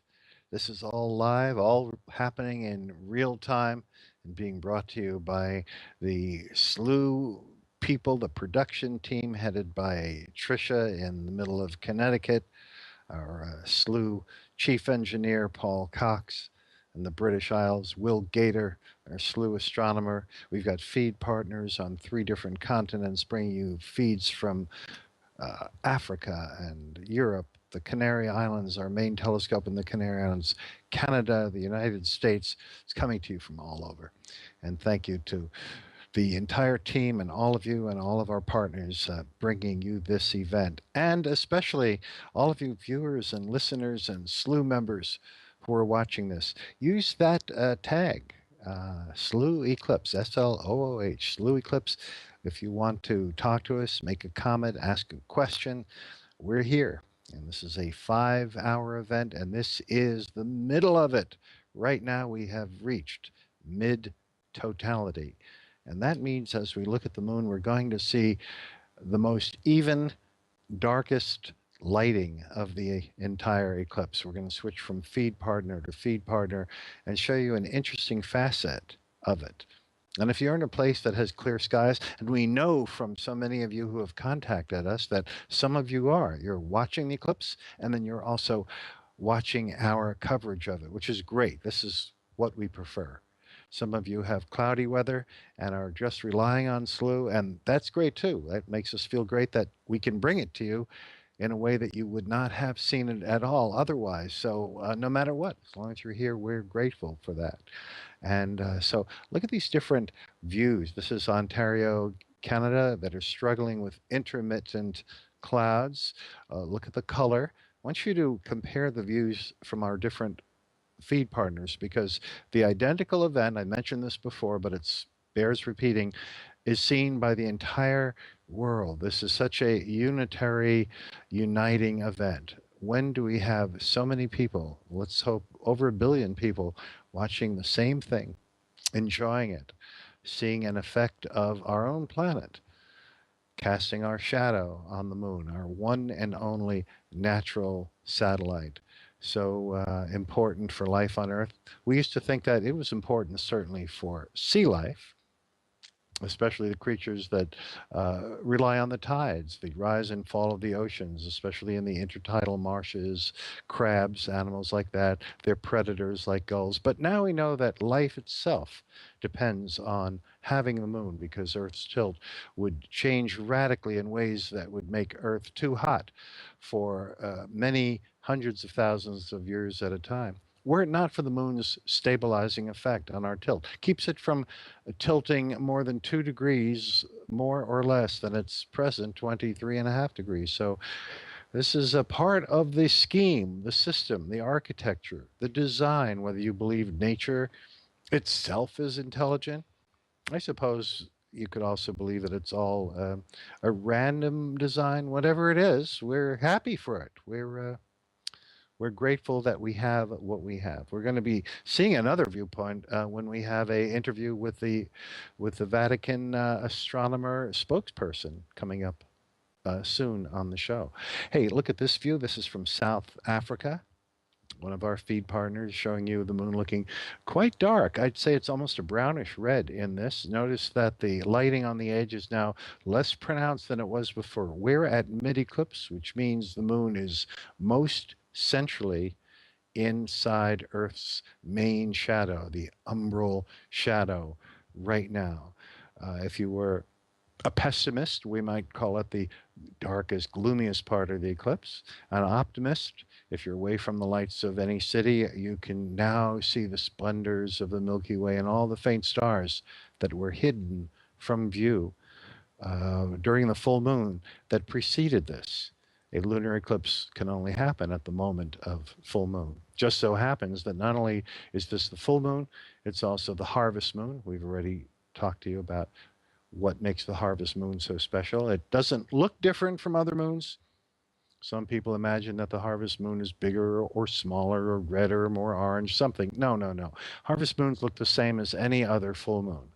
The whole big deal with that is defining it as the full moon closest to the autumn equinox on September 23rd means that it's going to rise and set most nearly due west and due east. But more importantly, that means that it rises at most nearly the same time night after night. Usually the full moon or any phase of the moon comes up about 50, 55 minutes later per night, almost an hour later each night, but not the harvest moon. The harvest moon rises only 20 minutes later each night. It really depends on your latitude. The farther north you go or the farther south, the farther you go away from the equator, the more extreme the harvest moon effect becomes. So the harvest moon is more of an effect than a physical appearance. So if you're up in Canada, Alaska especially, or you get down to the southernmost Australia or New Zealand, now you're going to see it coming up only 10 minutes later per night, almost the same time night after night. From Alaska, let's say the middle of Alaska, Fairbanks, at this time, the time of harvest moon, if you look up the times of moonrise, it can actually rise earlier the next night than it did the night before. Truly weird. That's weird stuff. The moon coming up at an early hour night after night. So all these strange effects are associated with the harvest moon. So tonight we have the harvest moon, always a full moon by definition. Going into Earth shadow, only a full moon can go into Earth shadow. So far that's not so weird. It's unusual, but not weird. At the same hour, and that was this hour between 10 and 11 o'clock. We're there now at the moon's closest approach to Earth in all of 2015. Now, it's only 14% larger than the very smallest full moon back on March 5th. It's not a big change, and if you've been one of the lucky ones with clear skies that have looked at the moon in the sky, can you really say that it's a larger looking moon? I'll bet you can't. If you saw it rise, that's another story, because when it's low down, you get the moon illusion, then it looks larger. But right now, look for it, and I think you'll honestly say that it looks like any other full moon.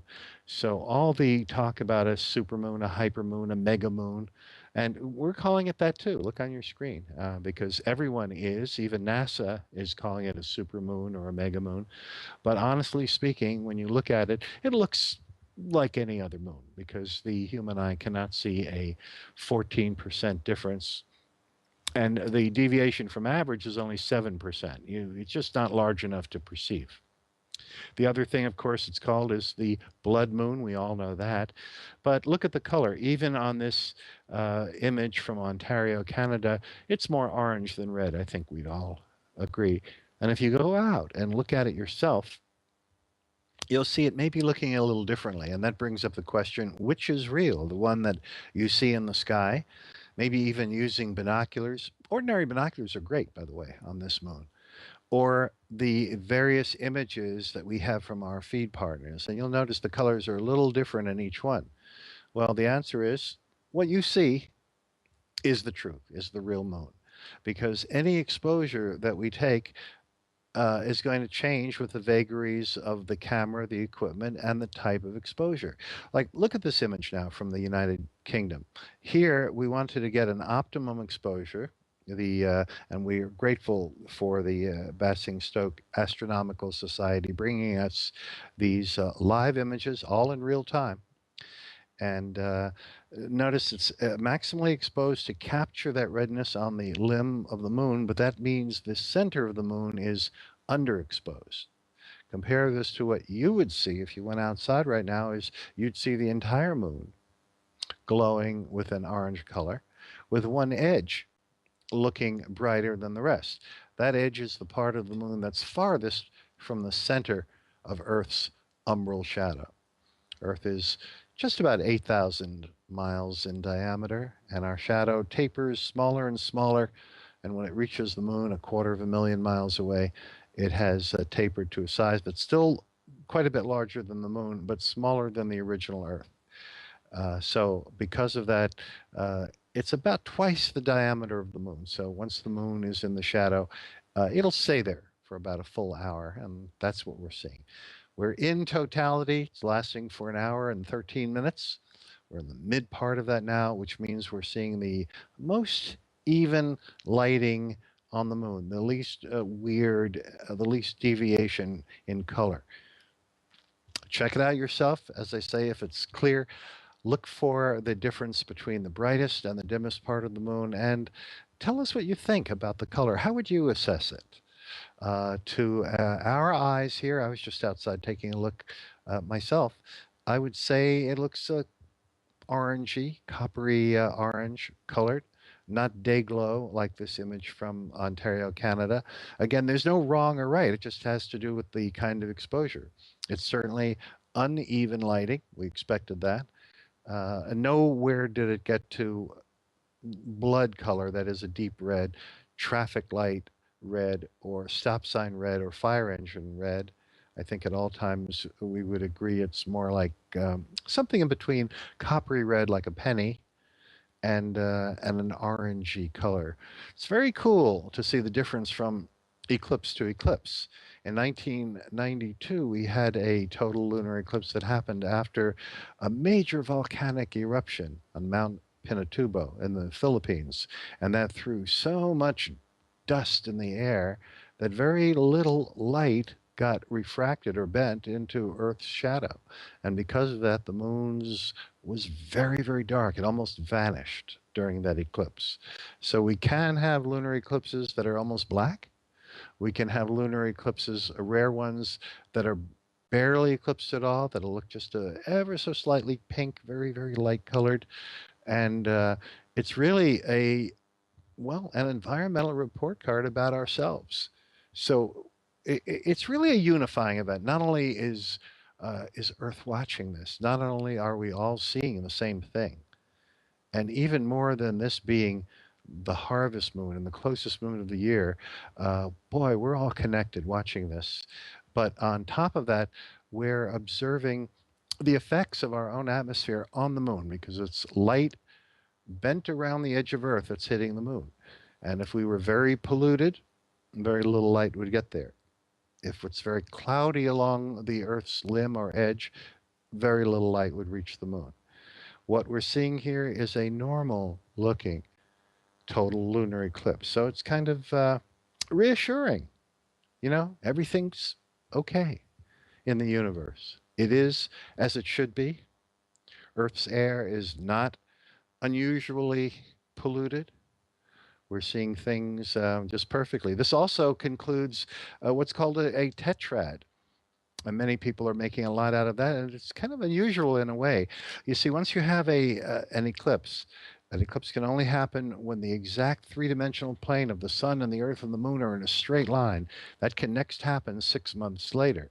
But 6 months later, the next eclipse doesn't have to be full, and usually is not. It can be a partial eclipse where the moon doesn't quite make it into the center of Earth's shadow. Or it can be a penumbral eclipse where the moon really skims the edge of the shadow. But what if you get a total eclipse again 6 months later?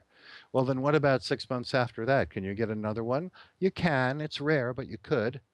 And then what about a fourth? That's the most you could ever get. If you do get 4 total lunar eclipses in a row, as close together as they can possibly be, that is every 6 months, that's called a tetrad. Now, there were no tetrads at all from the year 1600 to the year 1900. 3 centuries, no tetrads. So this is the 4th and final eclipse of this tetrad. So if you put it into historical perspective, it's very rare. It's not just the mega moon, it's not just the harvest moon, it's not just the largest moon of the year that's going into eclipse, but it's also the final and, of course, most important member of the tetrad. However, just so we don't think that, again, it's Armageddon or the end of the world, because of the tick-tock motion of celestial mechanics or geometry, there are a number of tetrads in our lifetimes. In the 21st century, there are 8 sets of tetrads. So when seen in that light, tetrads are not so terribly rare. Still, it's interesting enough to deserve mention, Joe. So I thought I'd just tell you what that tetrad business is all about, and that this indeed is the fourth and final member of the tetrad. I'm going to be back again. We're going to be exploring various aspects of the eclipse. We're going to come on with other SLU astronomers. We'll have our interview and great music accompanying it. Please continue to send us hashtag SLU Eclipse. Comment, ask us questions, anything about that. We'll keep watching because totality still has a while to go. This is the deepest part of it, but we're going to watch it progress. It's a very active, animated, alive kind of organic thing, this eclipse. So we're here. It's 5 hours of coverage. And so we're going to continue. I'll be back with you in a little bit. For SLU, I'm Bob Berman.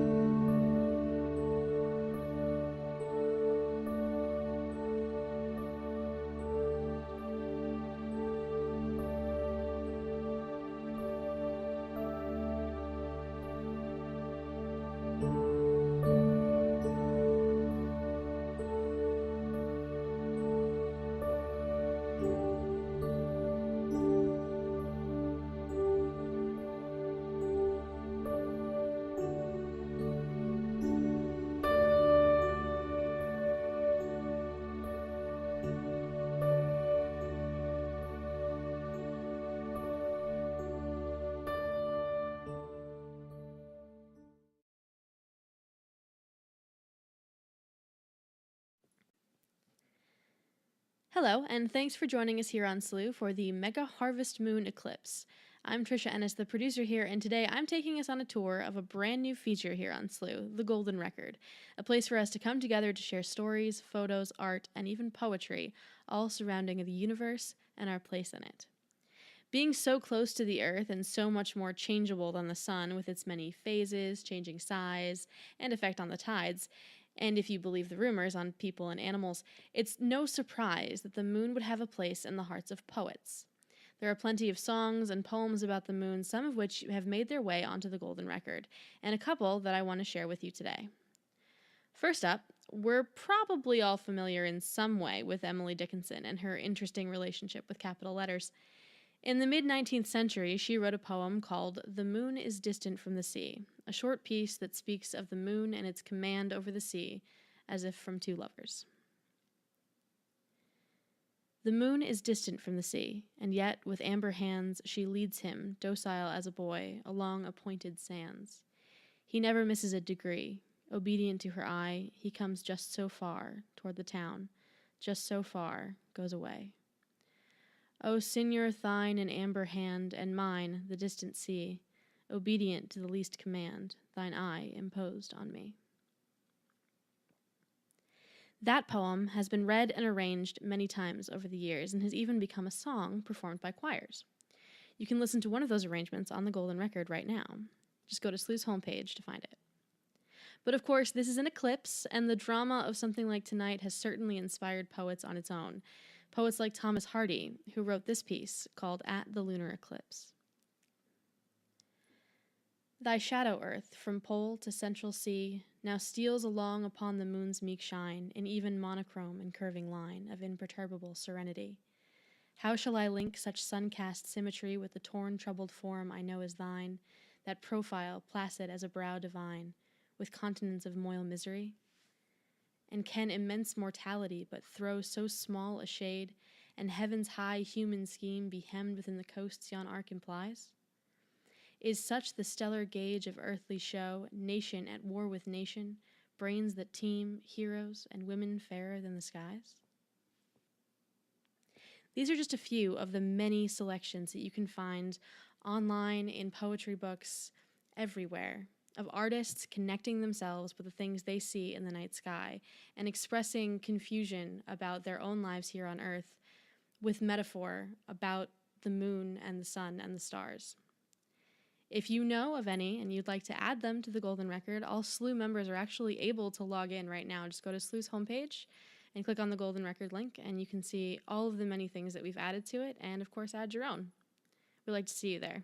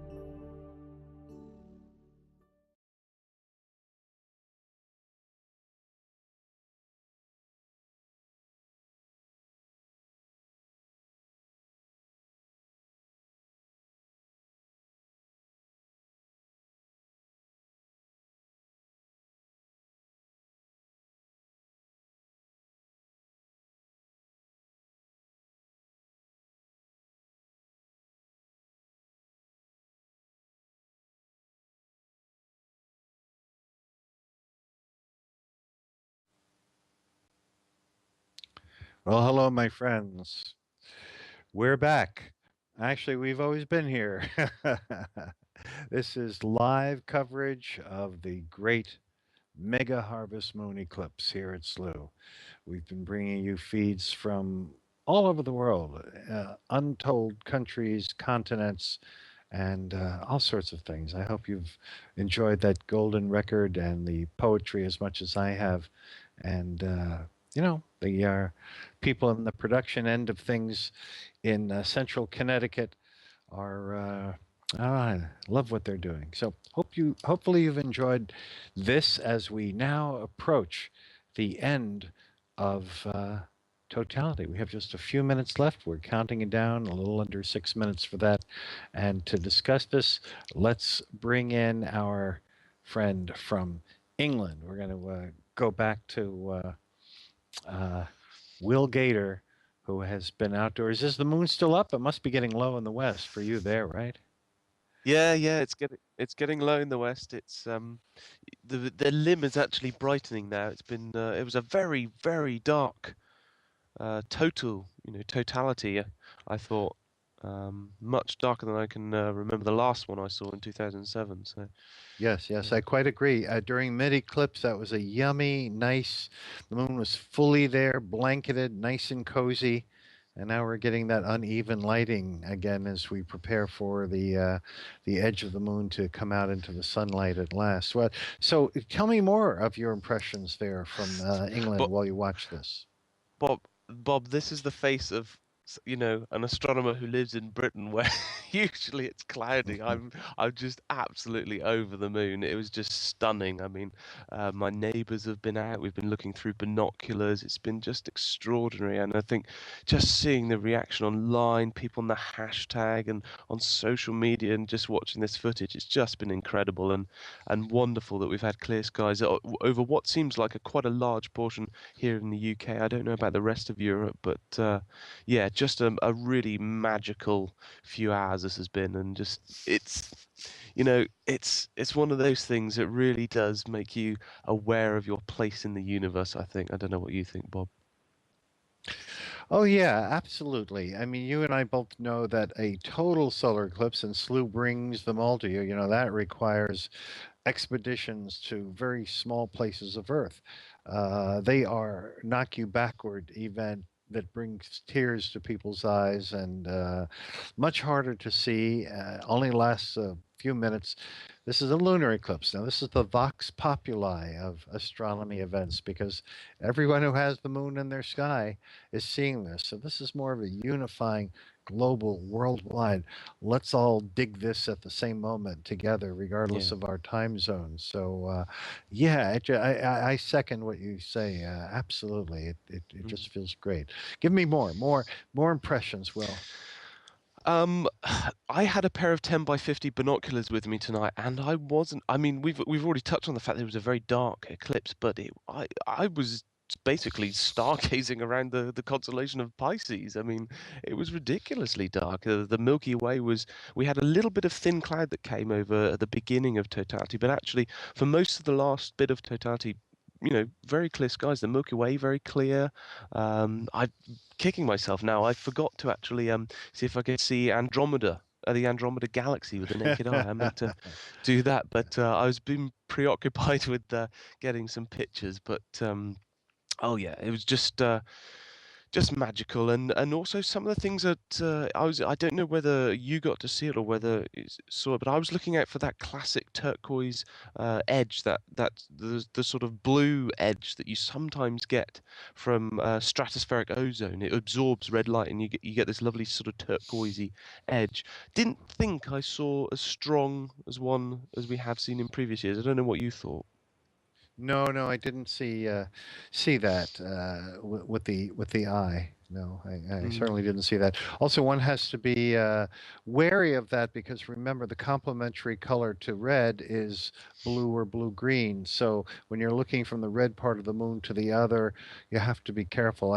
Some old astronomy books list the companion of Antares as a green star. Now we mm, know there are no green stars. So why did these venerable astronomers see it as green? We know the answer. They looked at the main a member of the pair saw it as distinctly ruddy, and then when they turned their gaze to the white companion, they projected green onto it. So we always have to be careful with that.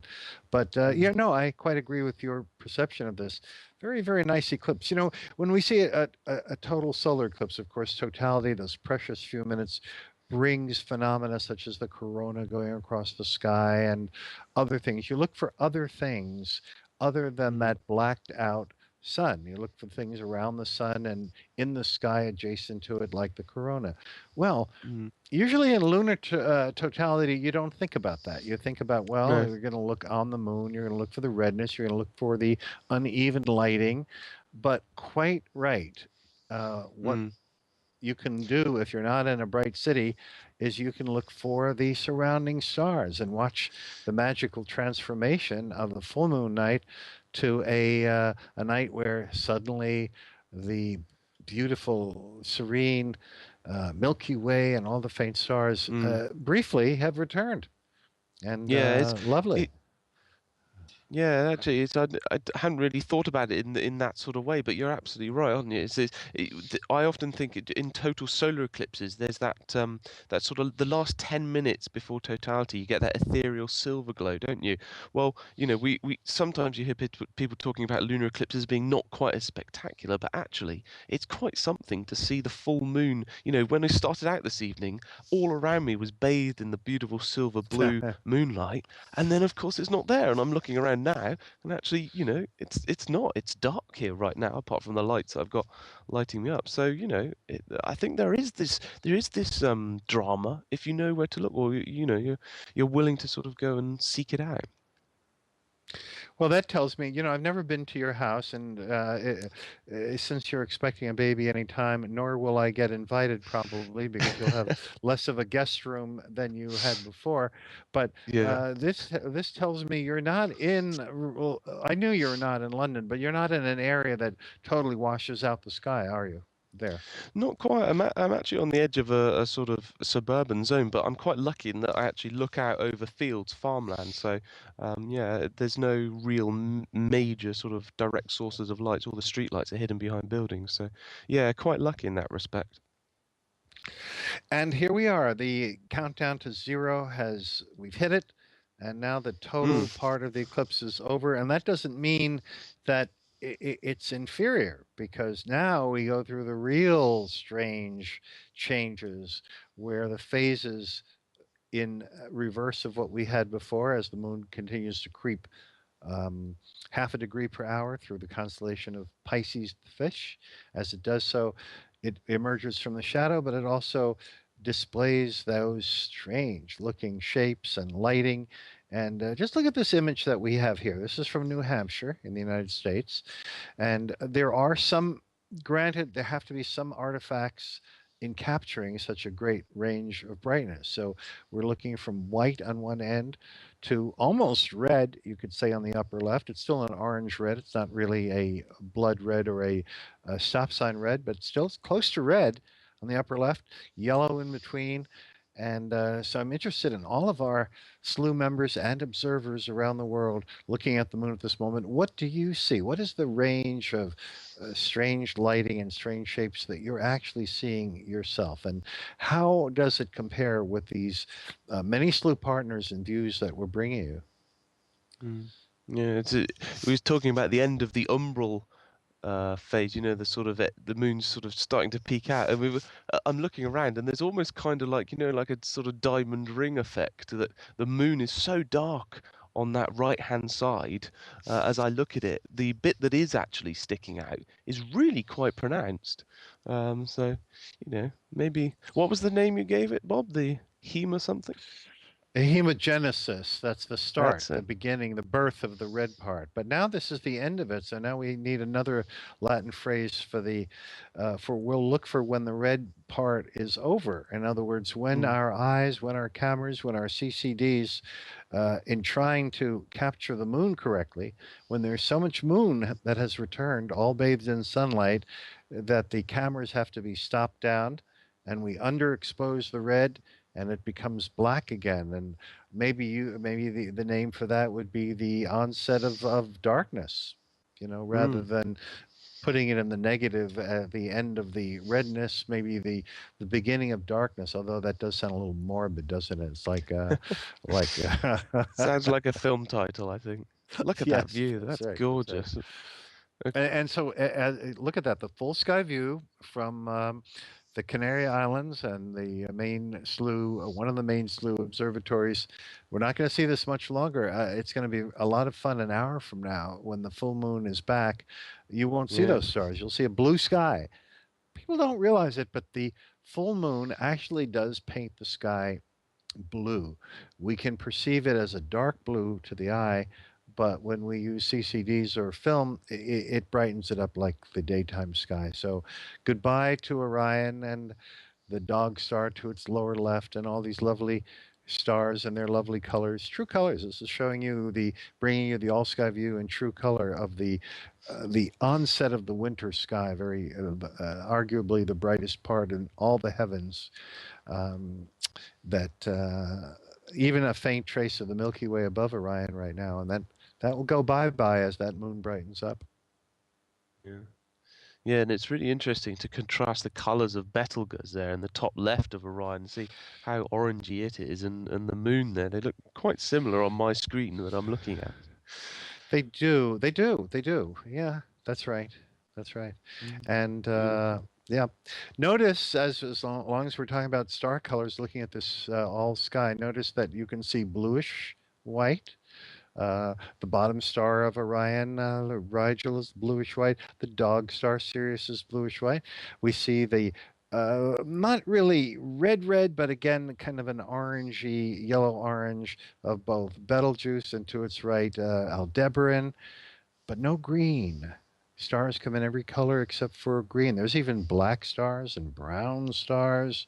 There's even one arguably purple star, and that one I invite you to look at the next time you're using your telescope. We're going to come to that season before long, where you can look at the lovely Cor Caroli in the alpha star of Canis Venatici, and its companion, the B star, is this odd color that you'll see in various texts as amber, yellow, topaz, blue, purple. It's all over the place. I've always seen it as purple, however.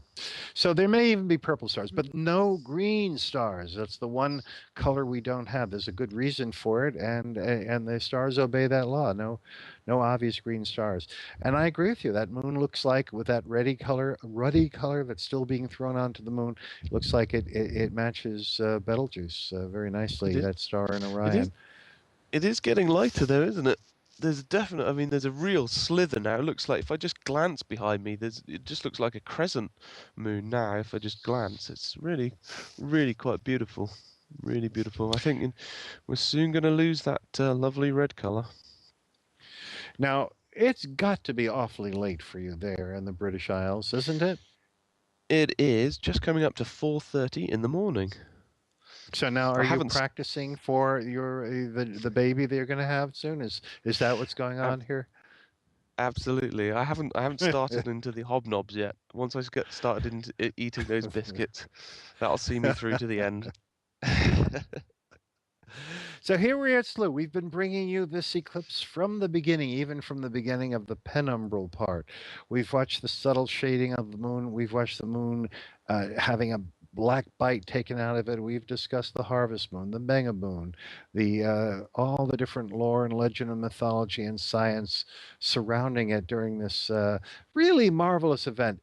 I'd say it has gone as splendidly or more so than we could have hoped. We had wonderful hashtag SLU Eclipse tweets and messages from all over the world from people that have been enjoying it with us, either because they had clouds and this was the only way they could see it here at SLU, or because they were doing both, which is really warms the cockles of our hearts to know that they're taking it in directly as well as joining us here for it. That's just marvelous. We're going to continue with this coverage, bring you some more stuff, and an interesting interview coming up, and looking at various aspects of it as we continue to watch in real time, live, the moon creeping out of Earth's shadow at a hefty speed, 2,280 miles an hour. That's no slouch.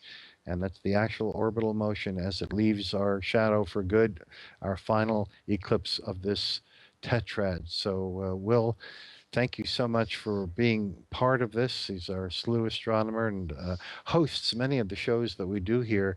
And so we'll be back. We're always here live, but we'll be back and talk to you again in a little bit. I'm Bob Berman. That's Will Gator, and this is SLU.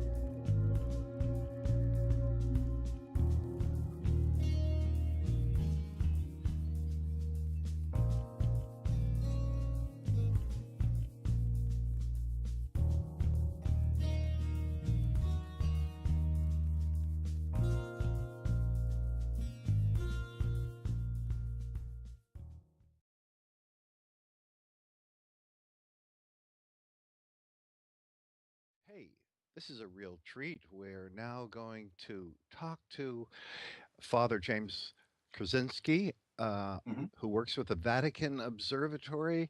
And the subject is, well, this is the eclipse that everybody's watching. So Yeah, that's the interaction of the Earth Moon system. So I think we'll take this time to reflect on the thing that really connects us, and that's our own planet, which brings us to a bunch of questions. I'm going to start with this one. sure. The Pope, a very popular Pope, has Yeah. spoken a great deal about environment and climate Hmm. change. So, can you tell us what exactly is the Pope's stance on these subjects? Yeah, that's a wonderful question, especially with the lunar eclipse occurring, being that we're able to get a sense of what's going on in our Earth's atmosphere based on the lunar eclipse, that given the reflection of the glow from our atmosphere off of the moon. And I was thinking about that in light of Laudato Si, because what the Pope is getting at is that idea that we have a common home. We have a common home of the Earth. And we hear in Genesis that we are called to be stewards of that common home. Now, some Christian traditions have taken that word dominion from Genesis and interpret it more of an individualistic way. How can I use the earth for my own benefit, my own gain? More of a utilitarian understanding and approach to that. However, from the Catholic tradition, we understand that word more from the standpoint of stewardship, rooted in the ancient idea of kingship, meaning that when a king was given a kingdom, the responsibility was not only for himself, but also for all the subjects of the kingdom and also for the future of the kingdom. And so, therefore, the application of that very ancient principle that Pope Francis is making in this encyclical is that we have a common home. And if we understand the whole idea of what it means to care for creation or have dominion over it from a standpoint of using creation, we've misinterpreted what Scripture speaks of. What it really means is that on this planet and on this common home, that all of us are asked to be caretakers of this, to make sure that it is able to build up human dignity with the people who currently live on it, but also to leave the earth in such a state that for future generations, that it can also build up dignity as well. And so therefore, when you look at the problems of ecology, when you look at things like pollution, the crisis that we find in a rarity of drinking water that's beginning to pop up globally, when we look at things like global warming and where we begin to see things such as the oceans rising, we see the Pope in the encyclical very clearly saying that we need to have, as he, in his words, an ecological change of heart, an ecological conversion. We need to have an understanding within ourselves that even though science might not have all the answers yet in terms of why these things are happening, we can see that they're happening, and we know that we can change our behaviors to give ourselves a better environment, to lift up human dignity, especially with the poor, in which environmental changes affect the most, being that they're not able to shelter themselves. I live in a very beautiful home. I have heating and air conditioning, and when the temperatures get warm, I can come in and turn the air conditioning on, and I can create a false environment to make myself comfortable. The homeless don't have that advantage. They don't have that ability. When it's overly hot, they have to find a cooling center. When it's cold, they have to find a warming shelter. And so, therefore, the Pope is really calling us to see not only a change in our attitudes of the environment, but how that change of the environment is connected to the people that we live with on our common home, on our global home. And that transcends religious ideology, that transcends denomination, and it calls all of us to find the word that we commonly use in theology is solidarity, to find that regardless of religion, regardless of creed, regardless of country of origin, regardless of where our home is, that we need to care for one another. Now, let's go a little bit more general with that because some Sure. people believe that faith and science are mutually exclusive Right. endeavors. Now, as Hmm. someone whose work crosses both of those fields, I'm speaking about yourself, Yeah. do you agree? I disagree. I mean, when you look at the nature of faith and the nature of science, at the core of both of them is truth. And the exploration of truth is to uplift the human person. John Paul II has a beautiful encyclical entitled Fides et Ratio, and that's Latin for faith and reason. And the very first line of Fides et Ratio is that faith and reason are the two wings of which the human person ascends. And so therefore, if we understand the relationship properly, being that science limits itself to the study of the observables, the study of the material, the study of those things we can measure, those things that we can understand in terms of the material world, there's no conflict. And if anything that the church should be emphasizing, we need to develop our reason. We need to explore science on its own terms, not in terms of what sometimes very sincere Christians, but unfortunately, in my opinion, some Christians that don't have a terribly healthy understanding of how to do this, they try to either fit science into the scriptures or they try to fit scripture into science. And both of that just creates an intellectual mess. You end up reinventing errors that the church has had committed for centuries, such as making God one being within creation. If you want to try to have a clear, trying to fit scripture inside of a scientific metaphor, in terms of a scientific structure. When we look at God, God is not a being in creation, but being itself. God is beyond time. God is not conditioned to time. And so therefore, when you understand the true relationship between the nature of faith and the nature of science, they're really a complement to each other, and it is necessary for the person to embrace, to grow in knowledge. And so therefore, a Catholic Christian should have no fear of studying science on its own terms, because science is an exploration of truth. Faith is an exploration of truth. And if you are exploring the truth, you are ultimately seeking after the source of that truth. And from my Catholic tradition, that we clearly see that leads us to the origin of our understanding of God as the source of all truth. So there's a lot more that could be said, but that's a little bit of a Reader's Digest answer to your question. No, and a good answer, very clear answer. I get that as that if one has faith in God, and then one also explores science, that there's no conflict, that both can coexist. Now, here's where our question in the sciences would come up. What about you go past God and go to Scripture? For example, let's say, we're talking about science. I'm being pro-science. Let's say a science climatologist or meteorologist tells us that the Great Flood could not have happened because if every bit of water vapor in the atmosphere precipitated out as rain, it would only raise the oceans by 1 inch. So you could not have a global flood. Seems to contradict Noah and the Bible story. Now, in a case like that, what do you do with that? Do you allow that finding that there could not have been a flood, or what? What happens then? Great question. And what you're really getting at with that question is the difference between understanding the literal sense of Scripture versus a literalist interpretation of Scripture. Meaning that a literalist interpretation of Scripture that's a little bit more of somewhat of an evangelical fundamentalist take would be to take Scripture on face value and try to understand precisely what you did. And to try to think that, well, there was a flood, so we must have evidence for a flood. So if we don't have evidence for a flood, there must be something defective with the science.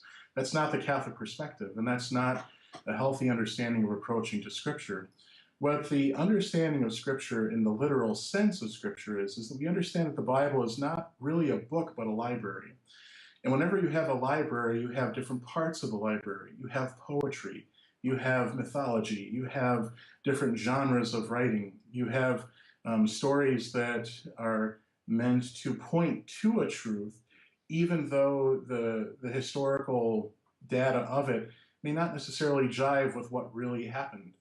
Oftentimes, when it comes, for example, to the book of Genesis, whenever I speak with seven-day creationists, and I have to say that I'm finding fewer and fewer seven-day creationists in my time as a priest, that seems to be, even among those who are more literalist in their interpretations, starting to die out. But when you look at the book of Genesis and you look at the days of creation, that if you understand it from the standpoint of the creation stories that were emerging at the time of Genesis when it was written, that the point of it is not to be taken literally. We do not believe as Catholics that the earth was created, or excuse me, all the universe was created in 7 days.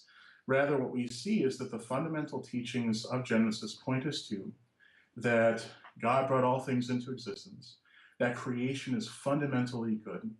There is this uniqueness of the human person made in God's image and likeness, being able to somehow understand and to gaze and wonder upon this world and find meaning and a connection with that origin, but also too that creation also shows us that we are fallen and that we have committed sin. And so therefore the rest of Scripture becomes a narrative of how does God reconnect that relationship with a fallen people.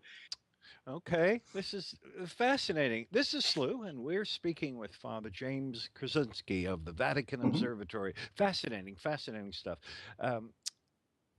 Father James, you mentioned eternity a few times Yes. in this last segment. Now, in cosmology, and many of our SLU members controlling the giant SLU telescopes, of course, are fascinated with the larger issues of the universe, including where does it end, how does it extend.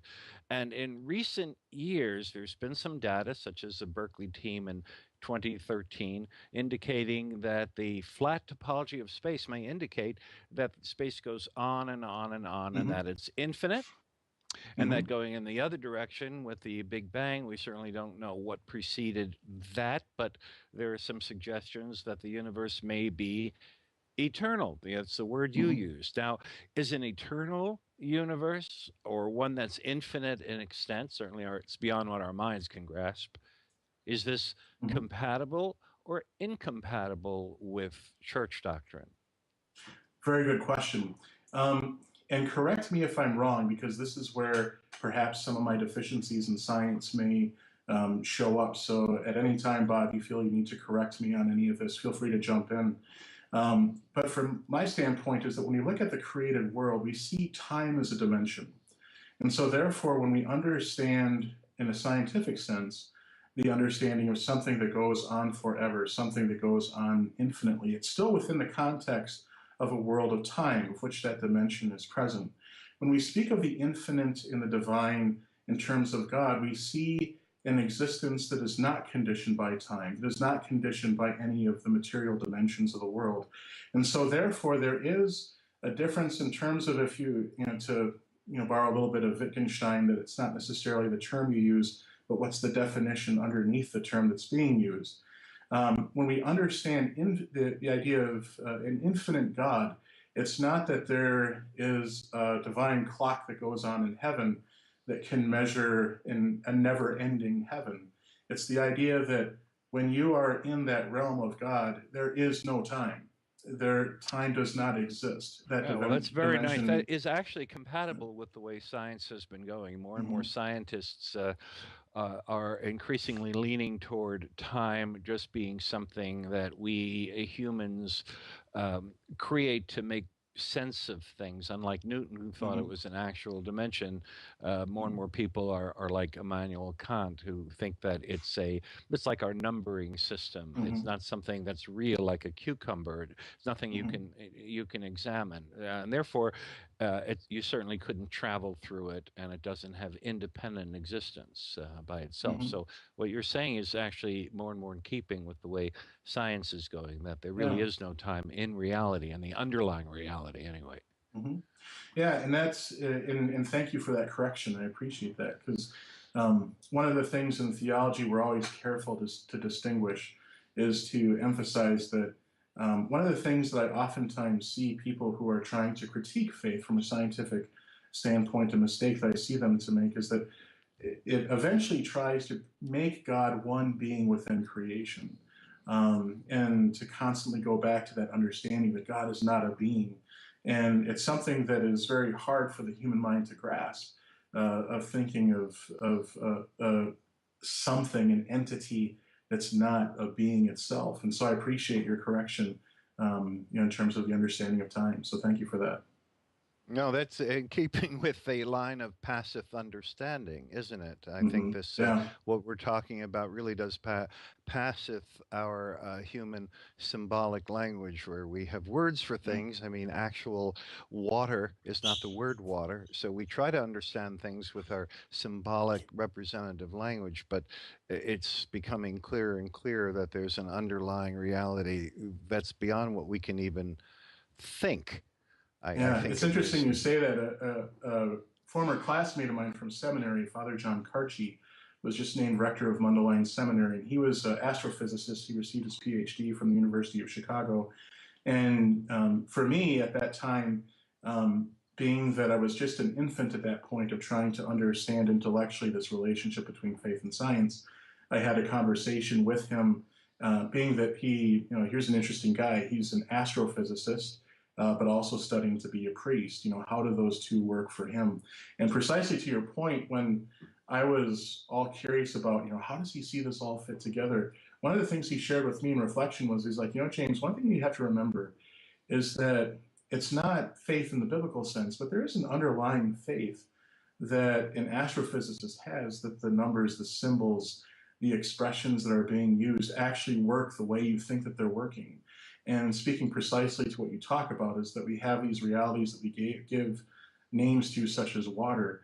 But at the same time, there's also that exploration of human reason and refinement of human reason that has contributed to that language and will change the language in the future, and will refine it even further and give us a better understanding of the natural world. And in that process, we'll also be able to get a better understanding of the divine and of God, in terms of, as we better know how the universe works and how the world works, it gives us a deeper sense of our understanding of the source of that universe and how that source relates with us.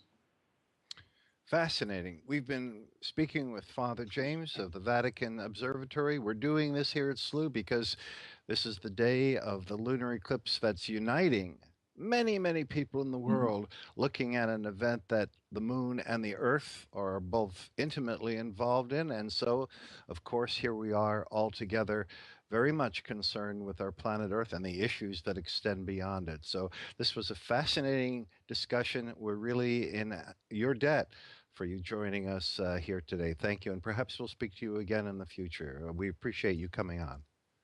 Thanks, Bob, and thank you for everything you do. I'm a SLU member, and I remember just watching your little clips that you have when I would schedule time on one of the telescopes in the Canary Islands or in Chile. Just listening to your 5 or 10 minute explanations of these objects really helped me understand the universe and nebulas and stars. And so thank you for everything that you do. And on behalf of the Vatican Observatory and the Vatican Observatory Foundation, I just thank you for inviting me on. I deeply appreciate being a guest on your show today.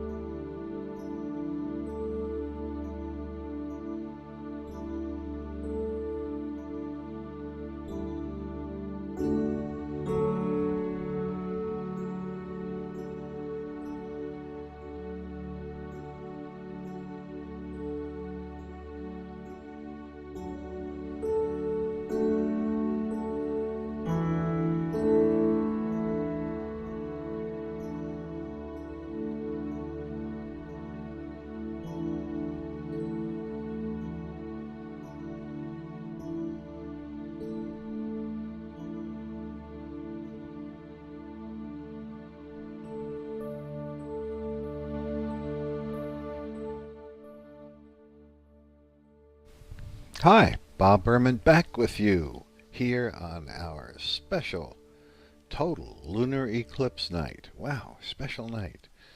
Lunar perigee, the closest moon, the harvest moon.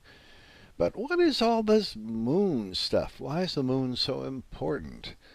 After all, it's a celestial body only 1/4 our size.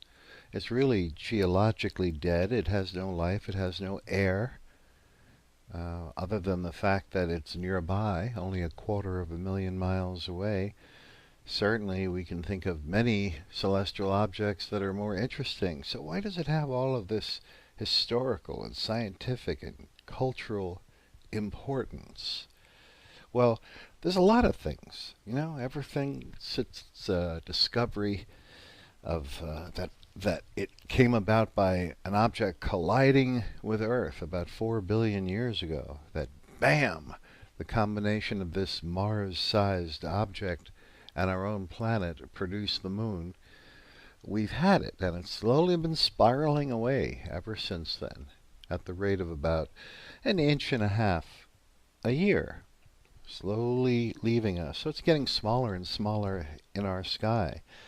Still, what's the big deal? Well, scientifically, first off, we've recently found that it's not just a matter of the moon producing tides, which it does, in which some forms of animal life, especially in the intertidal marshes, the animals like crabs and others that depend on the seas rising and falling, and their predators like gulls.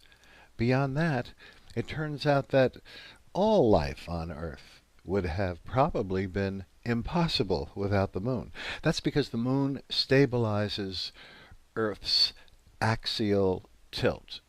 Right now we're tilted about 23.5 degrees. And it's been calculated that without the moon, we would slowly undergo wild changes in where our tilt points, so that we would sometimes be pointed directly toward the sun, which would make everything too hot for many thousands of years at a time. It would be broiling. Life could not exist. But with the moon, that tilt stays at very nearly 23.5 degrees. It only gets more than that or less than that by about 2 degrees. So it stabilizes our conditions and probably allows life to exist in the first place. So the moon's absolutely vital. And maybe all the different cultures and civilizations through the ages not only sense that, but, well, one thing for sure is they knew about the tides. When the moon is full, as it is tonight, or new, it lines up with the sun. Even though the lunar tides by themselves are more than twice as powerful as the sun's, the two can either subtract from each other or add to each other. Tonight, when it's full, they add to each other, producing spring tides, which has nothing to do with the season of spring. It just means that the waters come up higher. The highs are higher, the lows are lower. It's as if it's all springing out at us, or maybe springing like a water spring on the earth. More water is what is the result of that. So the moon is totally important in terms of that, and regulates this kind of life. And the ancients all knew that. They also had this fascination with the moon because of its brilliance in the night sky. Although, to tell you the truth, it's less bright than most people imagine. Let me test you out on that. If you were to be asked, what is the difference between sunlight and moonlight? How many times brighter is a sunlit scene than the same scenery at night lit up by the full moon? What would you say? Do you think sunlight is 100 times greater than moonlight? 1,000 times? Very few people would guess that it's 450,000 times. About 500,000 times fainter than sunlight.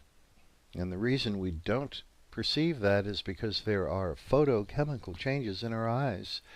It's not just the changing pupils of our eyes, but the retinas themselves change their sensitivity. So we don't really perceive this huge difference in brightness between the sun and the moon. Nonetheless, the moon lights up the night, and probably our lives depended on it. In ancient times, when there were no artificial lights, probably even before there were candles or fire, on a night with moonlight, we could see our way around. And without the moonlight, it was dark. And there were predators out there that had much better low light eyesight than we did. So if you went out on a date looking for a favorite boyfriend or girlfriend, that date could end early by some saber-toothed tiger eating you. You know, it wasn't good. So instead, the going out when the moon was bright gave us more of a chance. Maybe even that's the explanation for the fact that our estrous cycle and the menstrual cycle of humans so closely matches the phase cycle of the moon of 29.5 days. It used to be thought that a woman's cycle was 28 days. It's now known to be much closer to 29 or 29.5. So it really does match the moon's phase cycle from full moon to full moon. Although there is only one other animal that does that, and that's the opossum, that has the same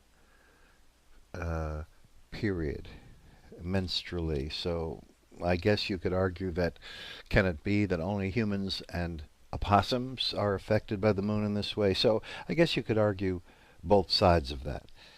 In any case, it seems like a good explanation for why we are so aligned with the moon. There's even more of it than that. You see, the same lunar phase at conception is on average the identical lunar phase at birth.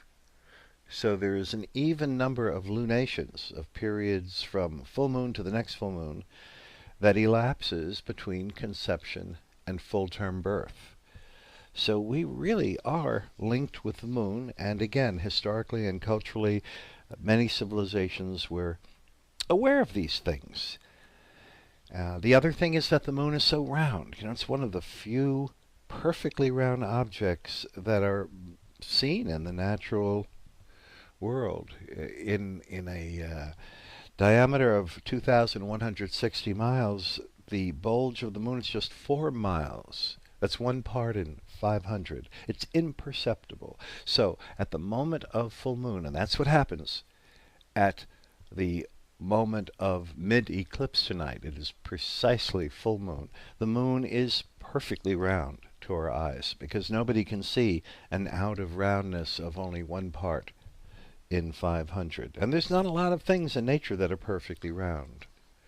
And roundness was always prized. The ancient Greeks, among others, thought that of all the geometric shapes, triangles and squares and all the rest, the circle was divine because every part of its circumference is beginningless and has no end. There's no changing sudden angles, and it's always, in all parts of it, equidistant from the center. So because of that, it was regarded as special, and we still have a legacy of that kind of belief in ceremonies like the exchange of rings, wedding rings.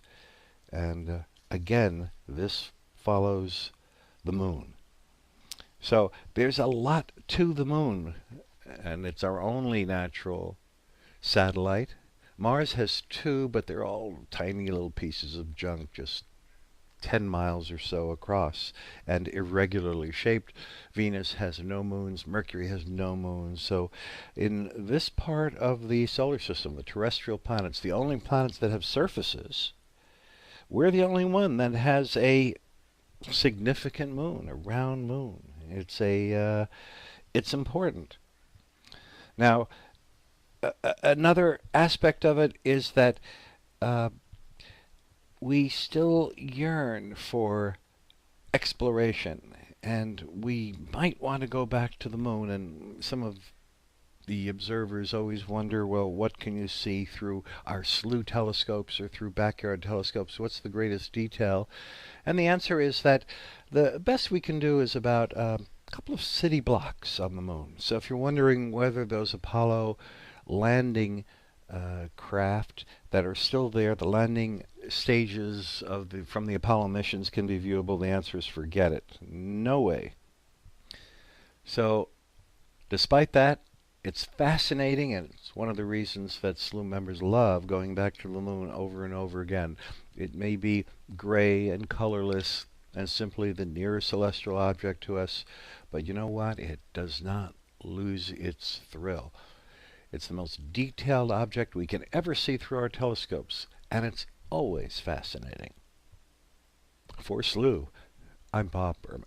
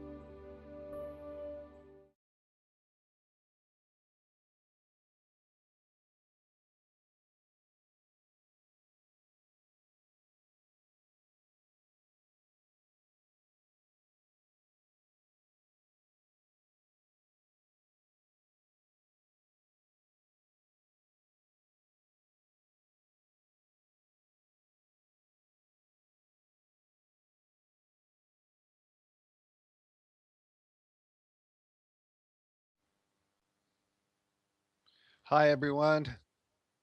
This is Slew. Hopefully, you're enjoying this great 2015 mega harvest moon super blood moon eclipse. The final one occurring under circumstances similar to this until the year 2033. So you've got to wait 18 more years before we get this again. Oh, it's been great. We've had so much fun. We've had our slew partners. Almost everybody was in clear weather on 3 continents in more countries than I can count: South Africa and Great Britain and Canada and the United States. And, our thanks to so many of the partners. Of course, Slew with our own giant telescopes have been bringing you instrumentation directly from the Canary Islands, but we've also had beautiful views, different magnifications. The Basingstoke Astronomical Society, Matt Marula in New Hampshire, and of course, some of our slew people, the often slew host, Will Gator, Paul Cox, our chief engineer, Trish and her team of engineers in Connecticut. This is an international effort bringing you this total lunar eclipse. It's everything we hoped it would be. Just absolutely great. We've also brought you other ancillary information, a interview with a Vatican astronomer. Um, just a lot of fun. So we're in our final minutes now as the moon creeps out of Earth's main dark shadow, the umbral shadow. We have a countdown for you right there on your screen. You can see it just a matter of minutes.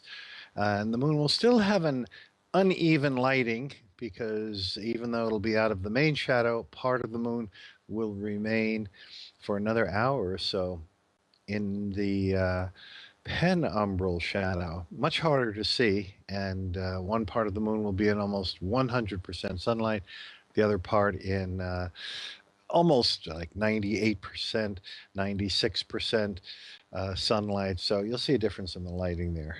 And we want to thank all the people who are sending in great tweets and messages. Here's Carlos Figuera who's saying, Slew, you made my night. I am so going to become a member now. Can't wait to see what you have in store for the future. And we have a lot in store, of course. Every time there's a comet or an asteroid that comes close, or an eclipse or a meteor shower, special low light equipment. We have Matt Francis, the director of Prescott Observatory, one of our big SLU partners, bringing us with his amazing solar telescopes.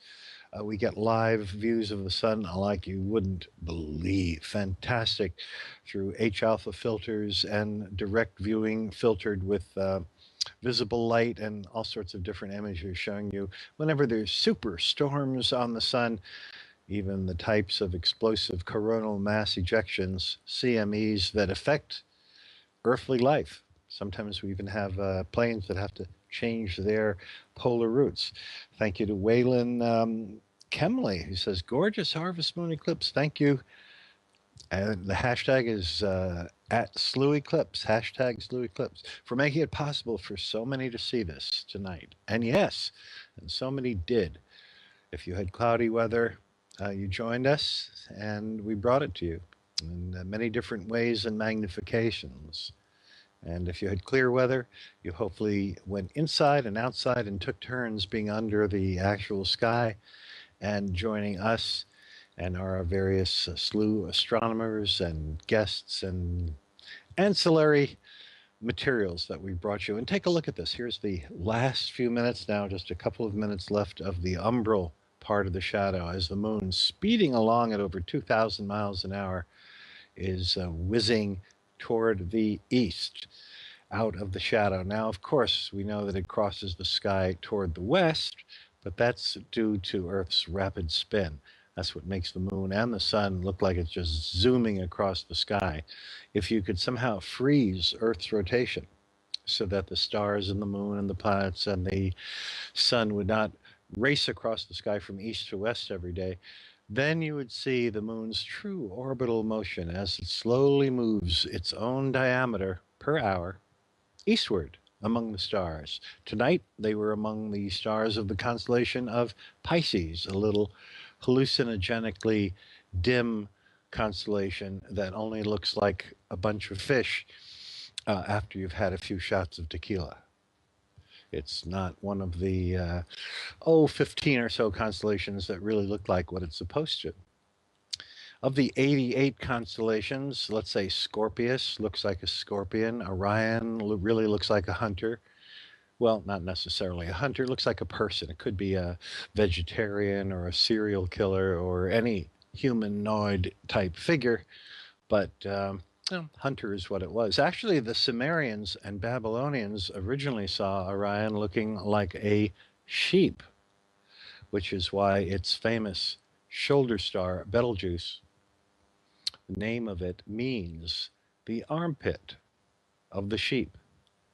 Now, if that's not the least attractive name in the entire universe, naming someone for the sheep's armpit, I don't know what is. But you see, not all celestial items are lovely or mellifluous. We're looking at the moon here. This is our view from the United Kingdom, and staring at the south end of the moon near the crater Tycho. That's that big walled crater on the left. What's cool watching the moon from night to night, as many SLU members like to do in operating the equipment, is that as the shadow separating day from night, called the terminator, creeps over the moon's surface at 10 miles an hour, it reveals different features, because only when the sunlight comes in at a low angle is there a lot of relief, meaning the mountains look like mountains. The craters really look like holes. That white spot on the left side of your screen in this live view of the harvest moon, notice it just looks like a round white thing. You wouldn't guess that this is a deep, wide crater over 60 miles wide. So everything changes on the full moon, which of course is what it is tonight. Only the full moon can go into a lunar eclipse.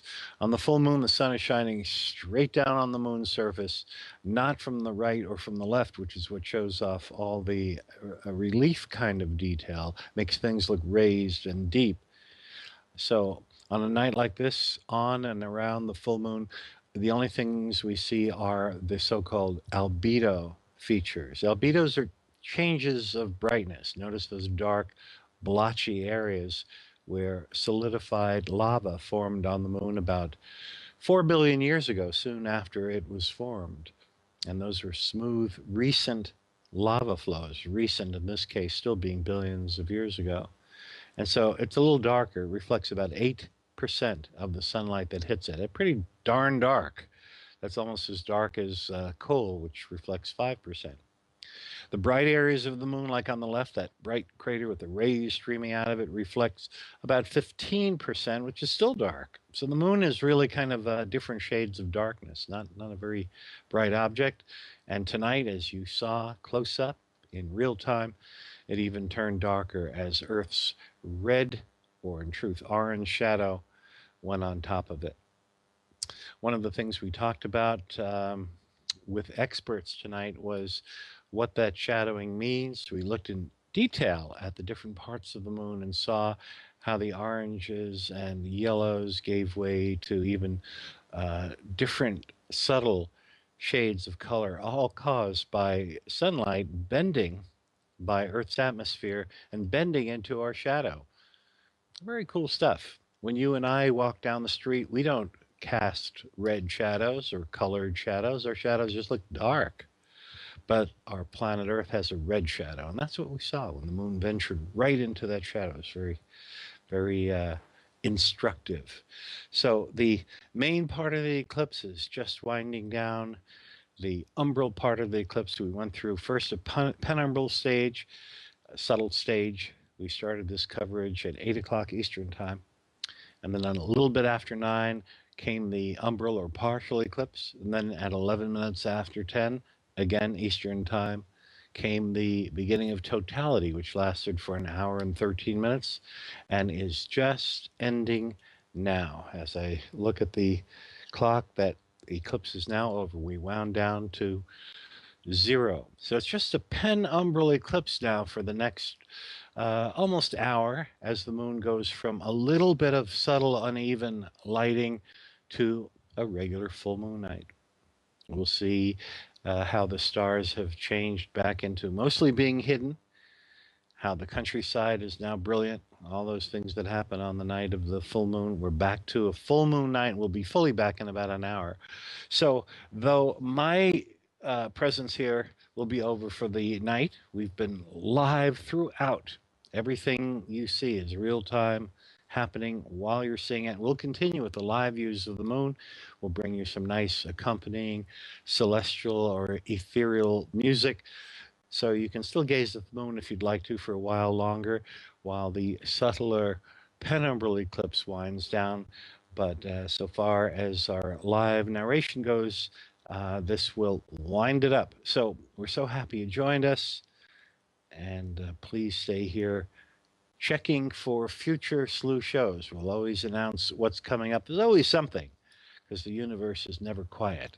There's always new events unfolding, and whenever there are, SLU is here to bring them to you no matter where in the world we have to go in order to bring you the best telescopic close-up views, whether it's with a solar telescope or whether we have to go to Borneo or wherever it is, because the universe is right there in front of you on your computer top when you're here with SLU. So do join us, become a member. It's free, and become part of our community that explores the universe.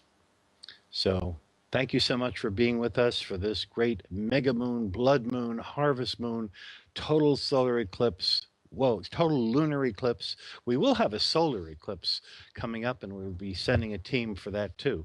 So, stand by for that. All sorts of great events. Until next time, for SLU, I'm Bob Berman. Good night.